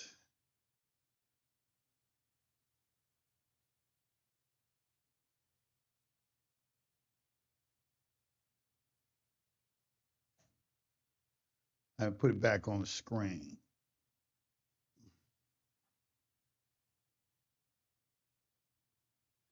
Okay. Let's see. Somebody sent me this. Yes. Weingart is substantially correct. And was this Gilliard? Is this Gilliard versus Greenman? Did I pronounce that correctly? Volume 110, U.S. Reporter, page 421, year 1884, actually helps us refine the point we are making. The important distinction is that Gilliard, is that Juilliard? Gilliard, I think it's pronounced Gilliard, I don't know, did not create the 1933 emergency powers, nor did it involve Roosevelt's gold program. It established a much earlier constitutional foundation for very broad federal monetary power. In Juilliard, the Supreme Court held that Congress could make United States Treasury notes legal tender for private debts in peacetime as well as wartime. The court reasoned from several Article 1 powers together, borrowing, taxation, coinage, interstate and foreign commerce, combined with the necessary and proper clause. The key language is powerful. The court said Congress could establish a national currency either in coin or in paper and make that currency lawful money for transactions involving both government and private persons. That is very relevant to our discussion because it tells something important. Boy, Weingart is on it, boy. Juan, I know you say you've been in this spot a long time, man. All right, let's see. The congressional doctrine permitting broad federal control over the monetary system did not begin with Roosevelt in 1933. The foundation had already been laid decades earlier. In fact, the Congressional Research Service's Constitution annotated expressly identifies Gilliard and the legal tender cases as establishing Congress's authority through the necessary and proper clause and its enumerated monetary powers to create paper currency and make it legal tender for public and private debts. But notice what happened in 1933. This is where the historical progression becomes more interesting. Gilliard principally answered, can Congress determine what constitutes lawful national currency and make paper money legal tender? Answer, yes. The 1933-35 development raised a much more aggressive question. How far can Congress use its monetary powers to alter existing private monetary relations?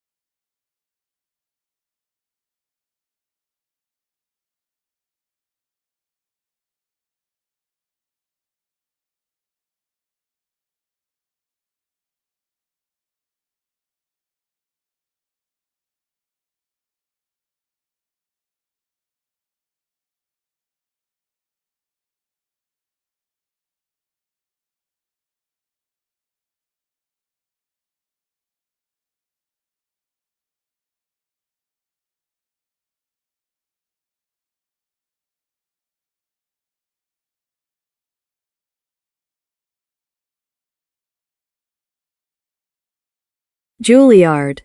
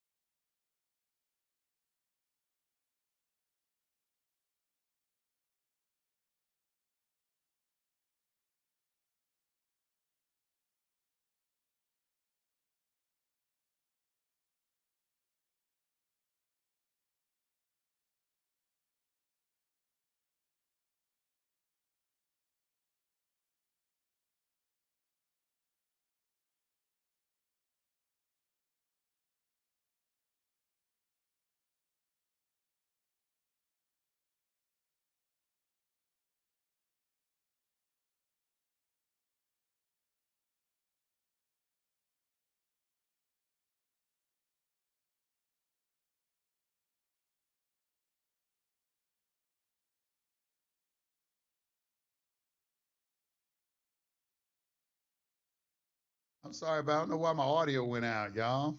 I think it's because I'm switching back and forth on these screens, and my audio went out. What? Okay, did y'all hear that last part I read?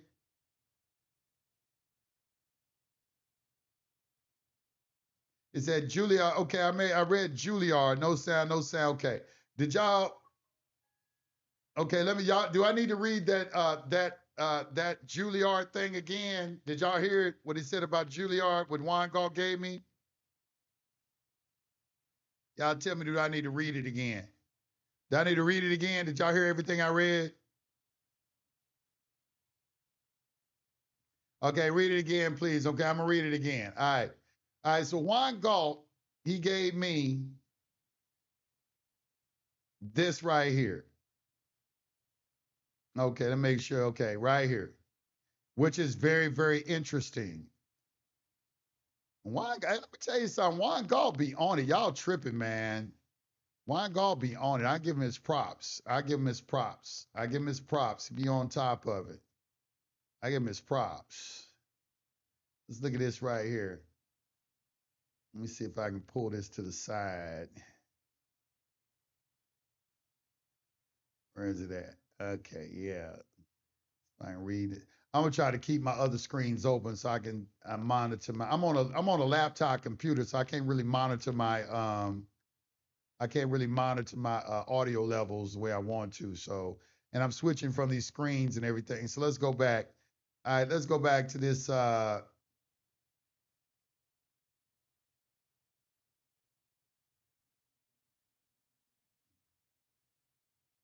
right, so right here, Warren Galt. Let me say it again. He just gave me this right here. He said,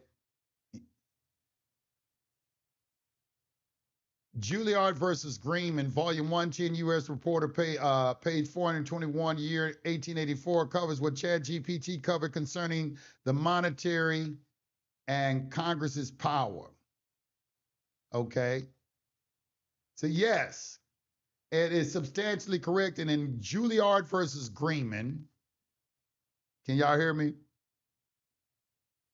Yeah, I got three monitors. I'm just not in my studio that I got all the monitors. I'm sitting at a desk, but that's okay. It won't happen again. I got it set up where it won't happen again. I'll be able to monitor it now. Let me just do. I was just being lazy earlier. Y'all forgive me. Supposed to be monitoring all of this stuff. Okay, there we go. All right, we good to go. Okay.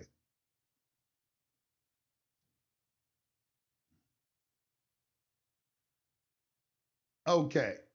So Juan Galt gave me this case right here, and he said that this right here actually helps us refine the point we're making. This right here, this Chat GPT gave me this. All right, so he said yes, Juan Galt 3496 is substantially correct, and Juilliard versus Greenman, volume 110, U.S. Reporter, page 421, published in 1884, actually helps us refine the point we were making. The important distinction is that Juilliard did not create the 1933 emergency powers, nor did it involve Roosevelt's gold program. It established a much earlier constitutional foundation for very broad federal monetary power. In Juilliard, the Supreme Court held that Congress could make United States Treasury notes legal tender for private debts in peacetime as well as wartime. The court reasoned from several Article I powers together, borrowing, taxation, coinage, interstate and foreign commerce, combined with the necessary and proper clause. The key language is powerful. The court said Congress could establish a national currency, either in coin or in paper, and make that currency lawful money for transactions involving both government and private persons. That is very relevant to our discussion. That is very relevant to our discussion because it tells us something important. The constitutional doctrine permitting broad federal control over the monetary system did not begin with Roosevelt in 1933. The foundation had already been laid decades earlier. Now, I want to pause right here because I believe, and when you go back and look at the record, they've been saying there's been a lot of people, even going back to 1912 with Woodrow Wilson. All this, it's been like, look, there's been some people who have been in our government trying to subvert our government. In fact, the Congressional Research Service's Constitution annotated expressly identifies Juilliard and the legal tender cases as establishing Congress's authority through the necessary and proper clause and its enumerated monetary powers to create paper currency and make it legal tender for public and private debts. But notice what happened in 1933. This is where the historical progression becomes more interesting. Juliet principally answered, can Congress determine what constitutes lawful national currency and make paper money legal tender? Answer, yes. The 1933 through 35 development raised a much more aggressive question. How far can Congress use its monetary powers to alter existing private monetary relationships and control gold itself?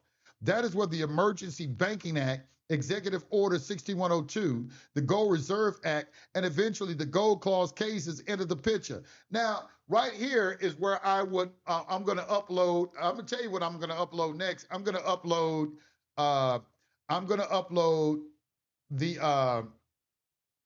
the Communist Manifesto next. And I'm going to show y'all something. I don't know what it's going to say. I really don't know because I've never done this. But something in my mind is telling me to upload the Communist Manifesto next by Karl Marx. But anyway, Congress's own Constitution annotated connects these doctrines directly. After discussing Juilliard, it notes that a corollary of Congress's currency power, the Supreme Court later sustained Congress's authority to invalidate gold payment clauses and private contracts in Norman versus Baltimore and Ohio Railroad Company, volume 294, U.S. Reporter, page 240, published in 1935. So there's a doctrinal line. McCullough versus Maryland in 1819, necessary and proper clause interpreted broadly. Legal tender cases, Knox versus Lee, 1871, Congress may make federal notes legal tender. Juliet versus Greenman, 1884, that power exists in peacetime, not merely as a Civil War emergency measure. Emergency Banking Act, 1933. Congress dramatically expands statutory control over gold, currency, credit, foreign exchange, and the banking during the declared emergency. Gold measures of 1933 through 1934. Gold clause cases in 1935. I think one of those is Perry versus United States. Supreme Court confronts Congress's alteration of contractual obligations denominated in gold. That is a much more accurate historical narrative. There's another fascinating part of Juilliard. The court explicitly treated the question whether circumstances actually justified resorting to legal tender paper money as essentially a political question for Congress, not something courts ordinarily would second guess. The court said that once the means were constitutionally permissible, whether an emergency or economic necessity actually warranted using them was for Congress to determine. Now put that beside the congressional record we just examined. In 1933, senators were saying, we have barely had time to examine the legislation. Some senators did not initially have copies. Vandenberg had seen the bill only 2 hours before voting. Congress was granted extraordinary discretion. Ordinary legislative procedure was considered too slow. Defects could be corrected later. That creates a very interesting constitutional tension. Juilliard says substantial deference belongs to Congress concerning the necessity for exercising monetary powers. But in 1933, members of Congress themselves were saying, we don't have sufficient time to deliberate normally about the powers we're exercising. That doesn't automatically make the Emergency Banking Act unconstitutional. But from the standpoint of constitutional structure, that is absolutely worth examining. One correction to our earlier discussion. I would therefore refine something I said earlier. The New Deal did not originate broad federal monetary authority. By 1933, Supreme Court precedent had already established remarkably broad federal authority over currency, legal tender, national banking, monetary value, private monetary contracts. What changed dramatically during 1933 through 1935 was the scope and manner in which those established powers were deployed during an economic emergency. And the Commerce Clause revolution was a related but distinct development, accelerating primarily through Jones versus Laughlin in 1937, Darby in 1941, and Wickard in 1942. So I would respond to the commenter. Yes, Juilliard is an important piece of the puzzle. It shows that the constitutional foundation for broad congressional control over national currency existed long before 1933. What we are examining in the 73rd Congress is how those previously recognized monetary powers were dramatically expanded and deployed under emergency conditions, followed by the Gold Clause cases and the broader New Deal expansion of federal economic regulation. That is a very strong correction / addition from your viewer. Wow. Appreciate that. I appreciate that, Juan. That was very powerful. Let me add something into the mix, though. I'm on some conspiracy theory time, though, right now.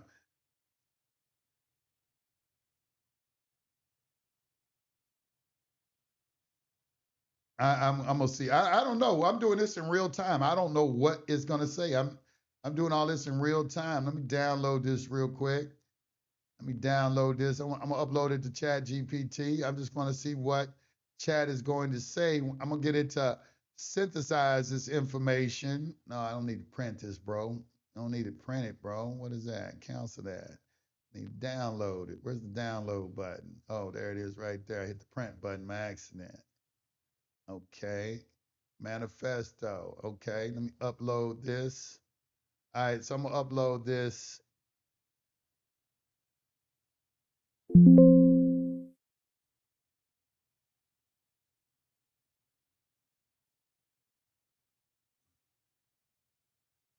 Doing, man. Okay.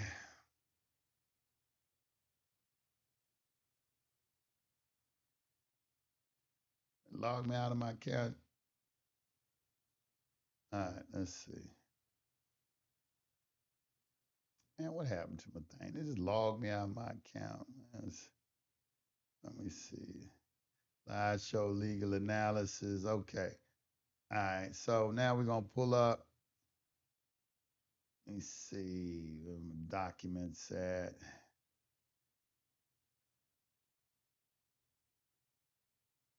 Okay.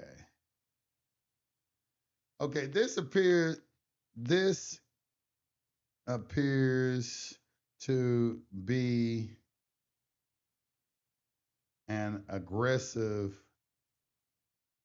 attempt to convert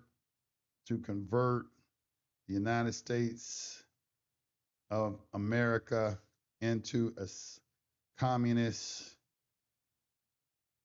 socialist. I'm spelling stuff wrong. Forgive me, I'm not good at typing. Uh, uh, uh, communist, socialist country. Compare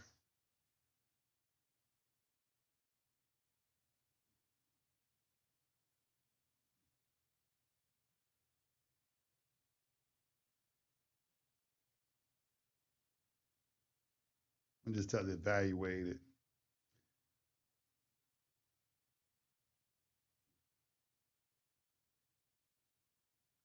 Let's see what we come up with. I don't know where it's gonna go.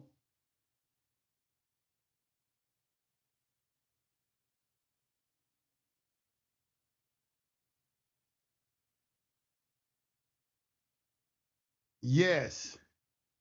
Look at this right here. Read on its own terms, this is not merely a document advocating a larger welfare state. It is an explicitly revolutionary program for replacing a property-based capitalist order with a communist economic order.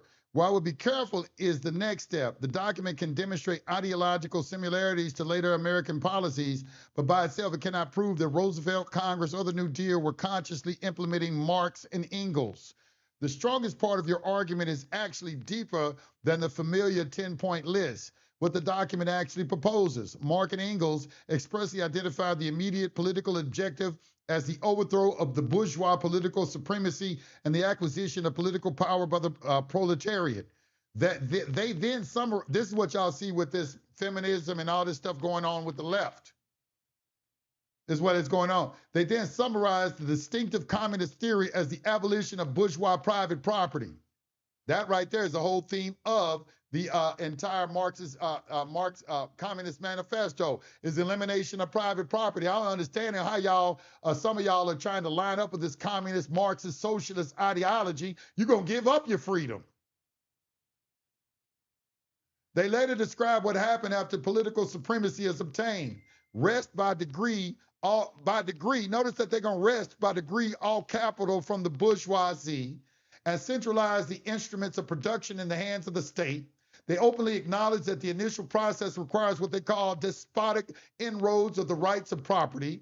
That language matters. This is not simply redistribution at the margins of capitalism. It contemplates changing the ownership structure of society itself.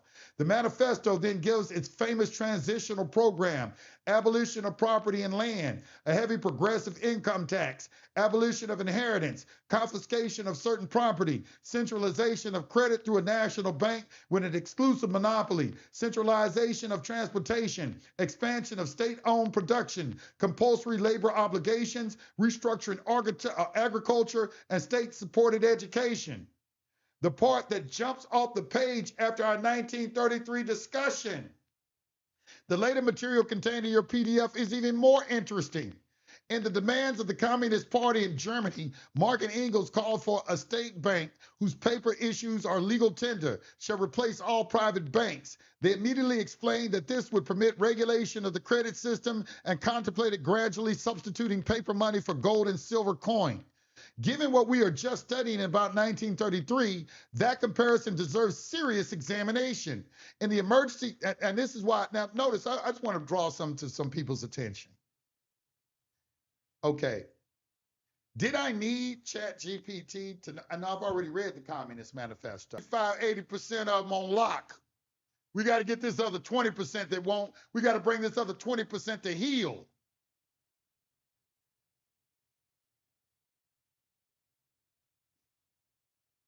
It could be a conspiracy theory, but I don't think so. Let's see.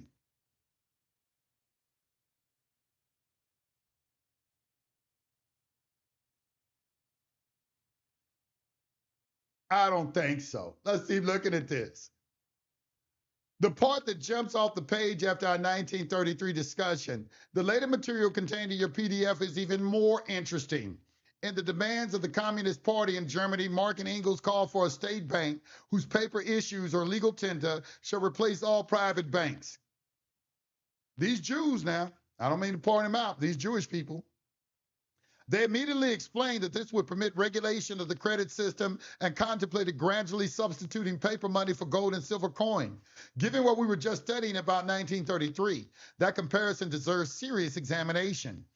In the emergency banking legislation, the federal government dramatically increased its control over banking, currency, credit, and gold. Shortly thereafter, the Roosevelt administration restricted monetary gold ownership and moved the country away from domestic gold convertibly.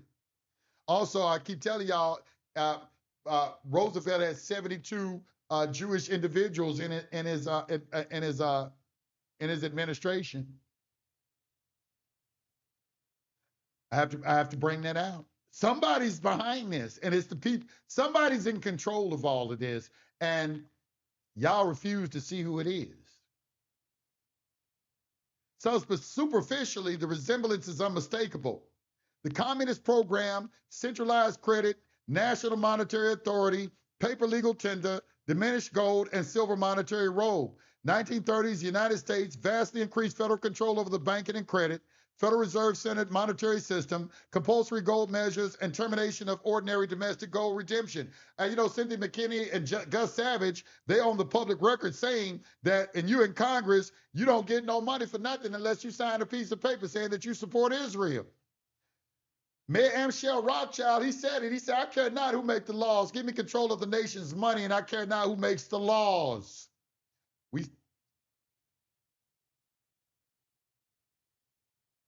Let's upload protocols of the learned elders of Zion next.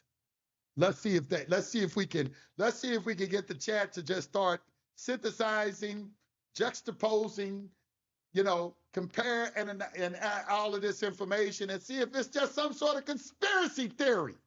Because you know it's going to say a conspiracy, even though what we're reading is actually happening, but they're calling it a conspiracy. And you're not smart enough to see it. Wouldn't I have to already be able to see this to know to tell chat to do this? I'm not depending on AI. I've already studied this 20 years ago.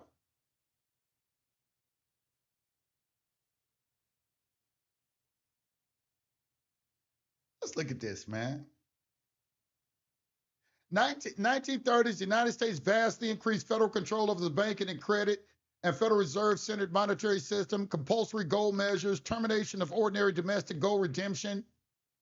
That is a legitimate historical comparison. But there is an equally important difference. The United States did not abolish private banking. Commercial banks remained privately owned. It did not abolish private capital, private corporations, land ownership, inheritance, wage labor, securities, markets, or private enterprise. So the American system did not become the economic system described by Marx and Engels. Yet, that distinction has to remain in the presentation. There is also a gradualist strategy in this document. This may be even more significant for what you're examining. That's why I said yet.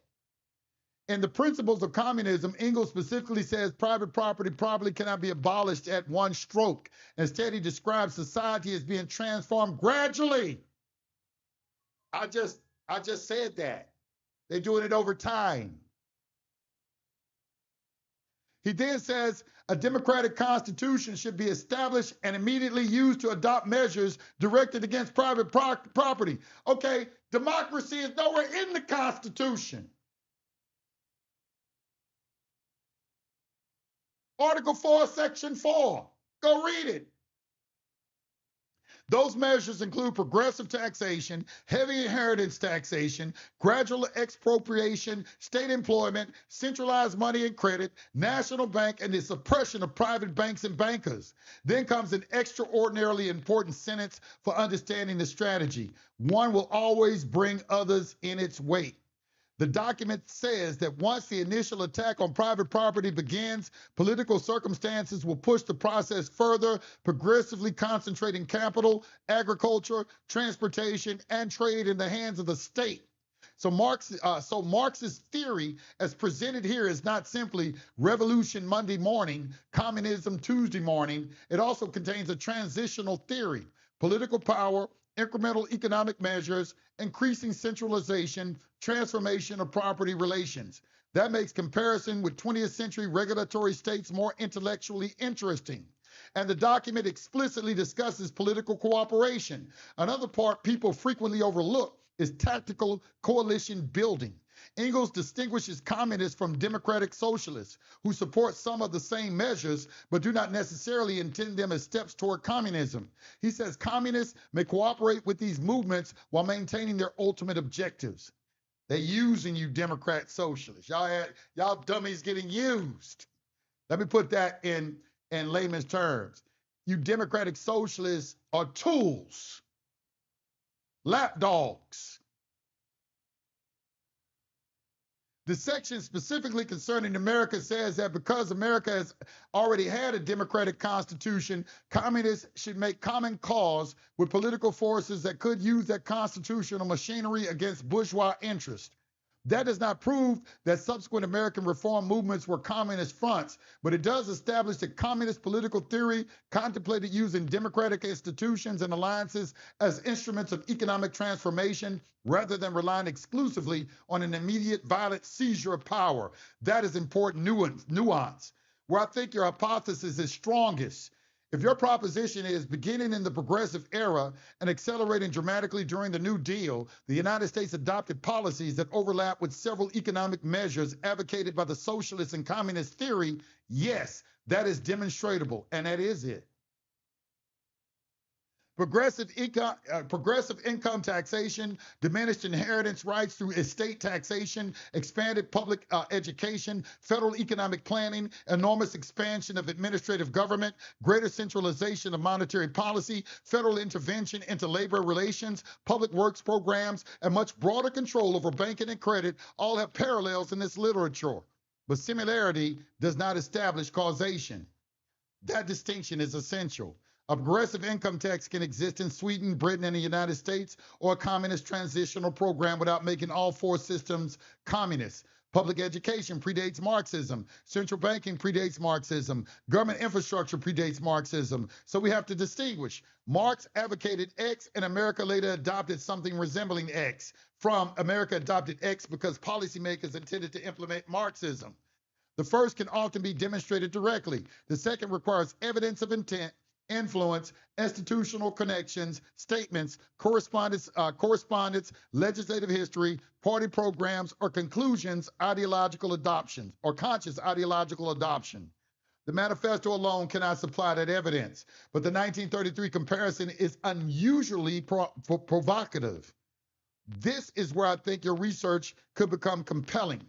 Put these two primary sources next to each other. Marx and Engels, 1848, centralized credit, create a national monetary monopoly, move toward paper money, reduce private control of banking. Then the 73rd Congress, March 33, senators acknowledging they had barely studied an emergency banking measure while transferring extraordinary authority over money, banking, credit, and gold to the executive, and then watch what follows historically. That does not prove Roosevelt was secretly implementing the Communist Manifesto. I will reject that conclusion without evidence. But it certainly raises a legitimate historical question.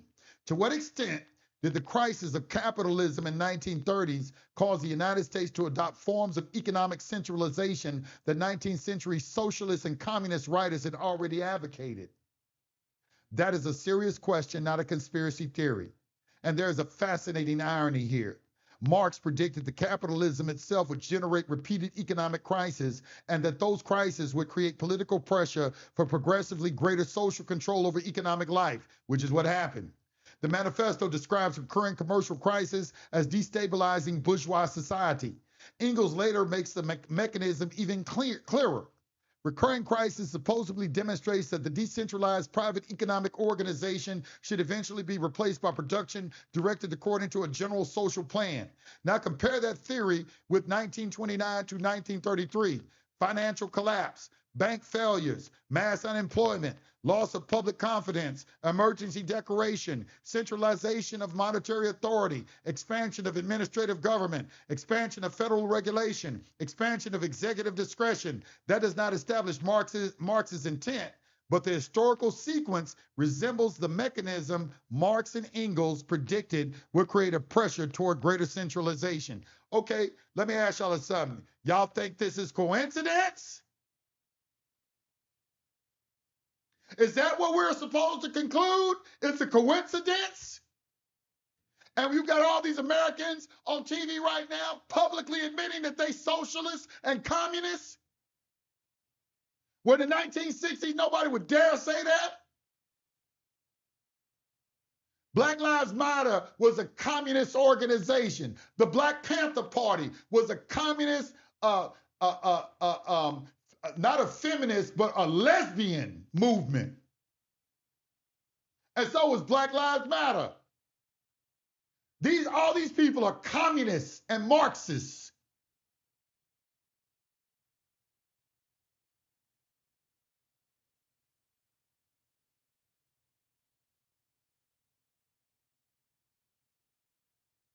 Senators acknowledging that they had barely studied an emergency banking measure while transferring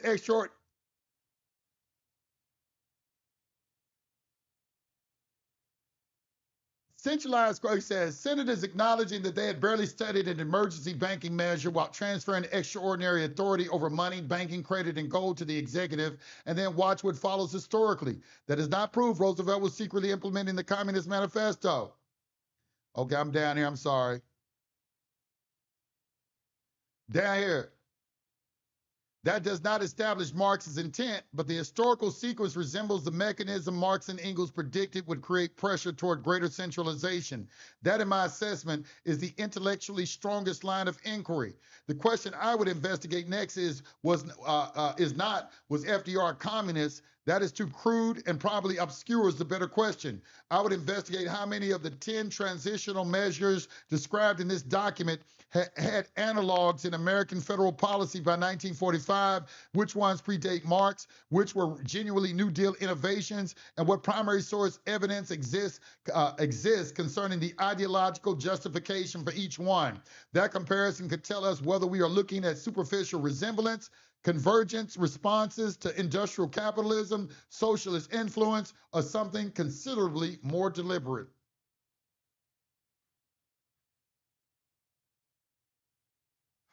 You know what? I'm going to pause right here.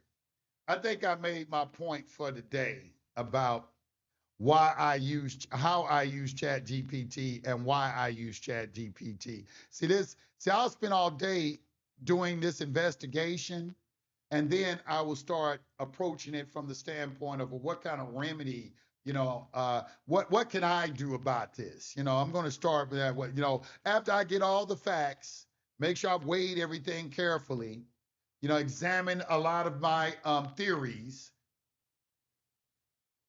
see if I could substantiate some things, weigh the evidence, and then see if I have some sort of recourse personally.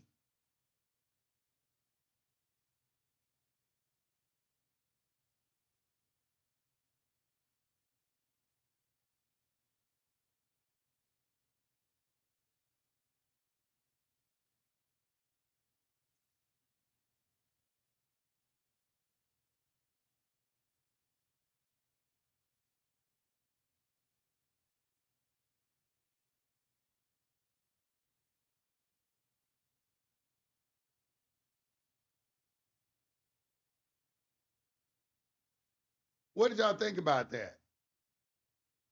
Now, I just added all that information to my Chat GPT. All right, now when I go to work with my Chat GPT on some other things, they got all this information that I'm adding into it. And now when I come to it and I start talking about, well, look, I'm trying to separate myself, or I'm trying to, I think, because at first it's going to talk to you, oh, you're talking like it's some sort of conspiracy theory or something. But now it's not going to talk to me like that because it sees all the things that I've given to it. It's like, man, wow, wow, look how. That's why I use AI. You can talk about it till you blue in the face. You wouldn't be able to do none of this, not in a 2-hour session like I just did. That's why AI is a tool. AI is going to change the world. This is a new age. We're in an age of AI. I don't think you understand. You don't understand what age, we're going into a new age. You don't understand.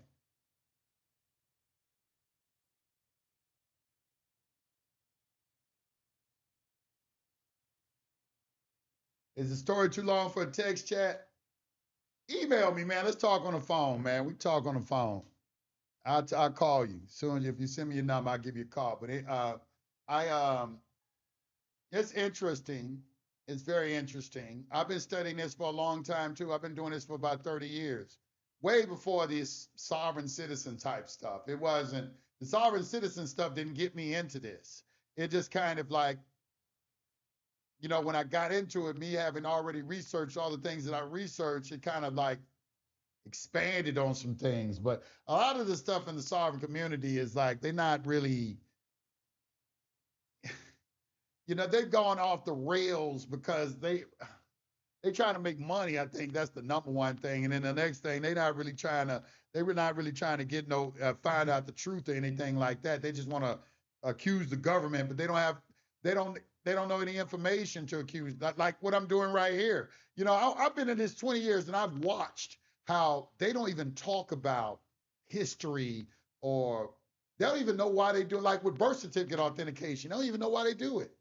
They're just doing stuff and don't know where it came from and don't care to ask. Don't care to ask. Don't care to ask. Anyway, that's my presentation for today. I just wanted to, because I got to get ready. I have some guests coming. We have a, yes, we do. We're actually doing shooting podcast interviews and everything. So I'm looking for some people to interview. If you're in the Dallas metro area, let me know, and you'd like to come and do a podcast, it'd be a good time to do it. But y'all need to watch this video over and over and over again. This was a very, very important video, and you should be sharing it. I'm just saying. Peace to the gods. Like, comment, and subscribe. Push the notification button and subscribe. I do all this stuff. Y'all don't give no donations or nothing. The least thing you could do is like the damn video, share the video, and comment if you ain't gonna spend no money.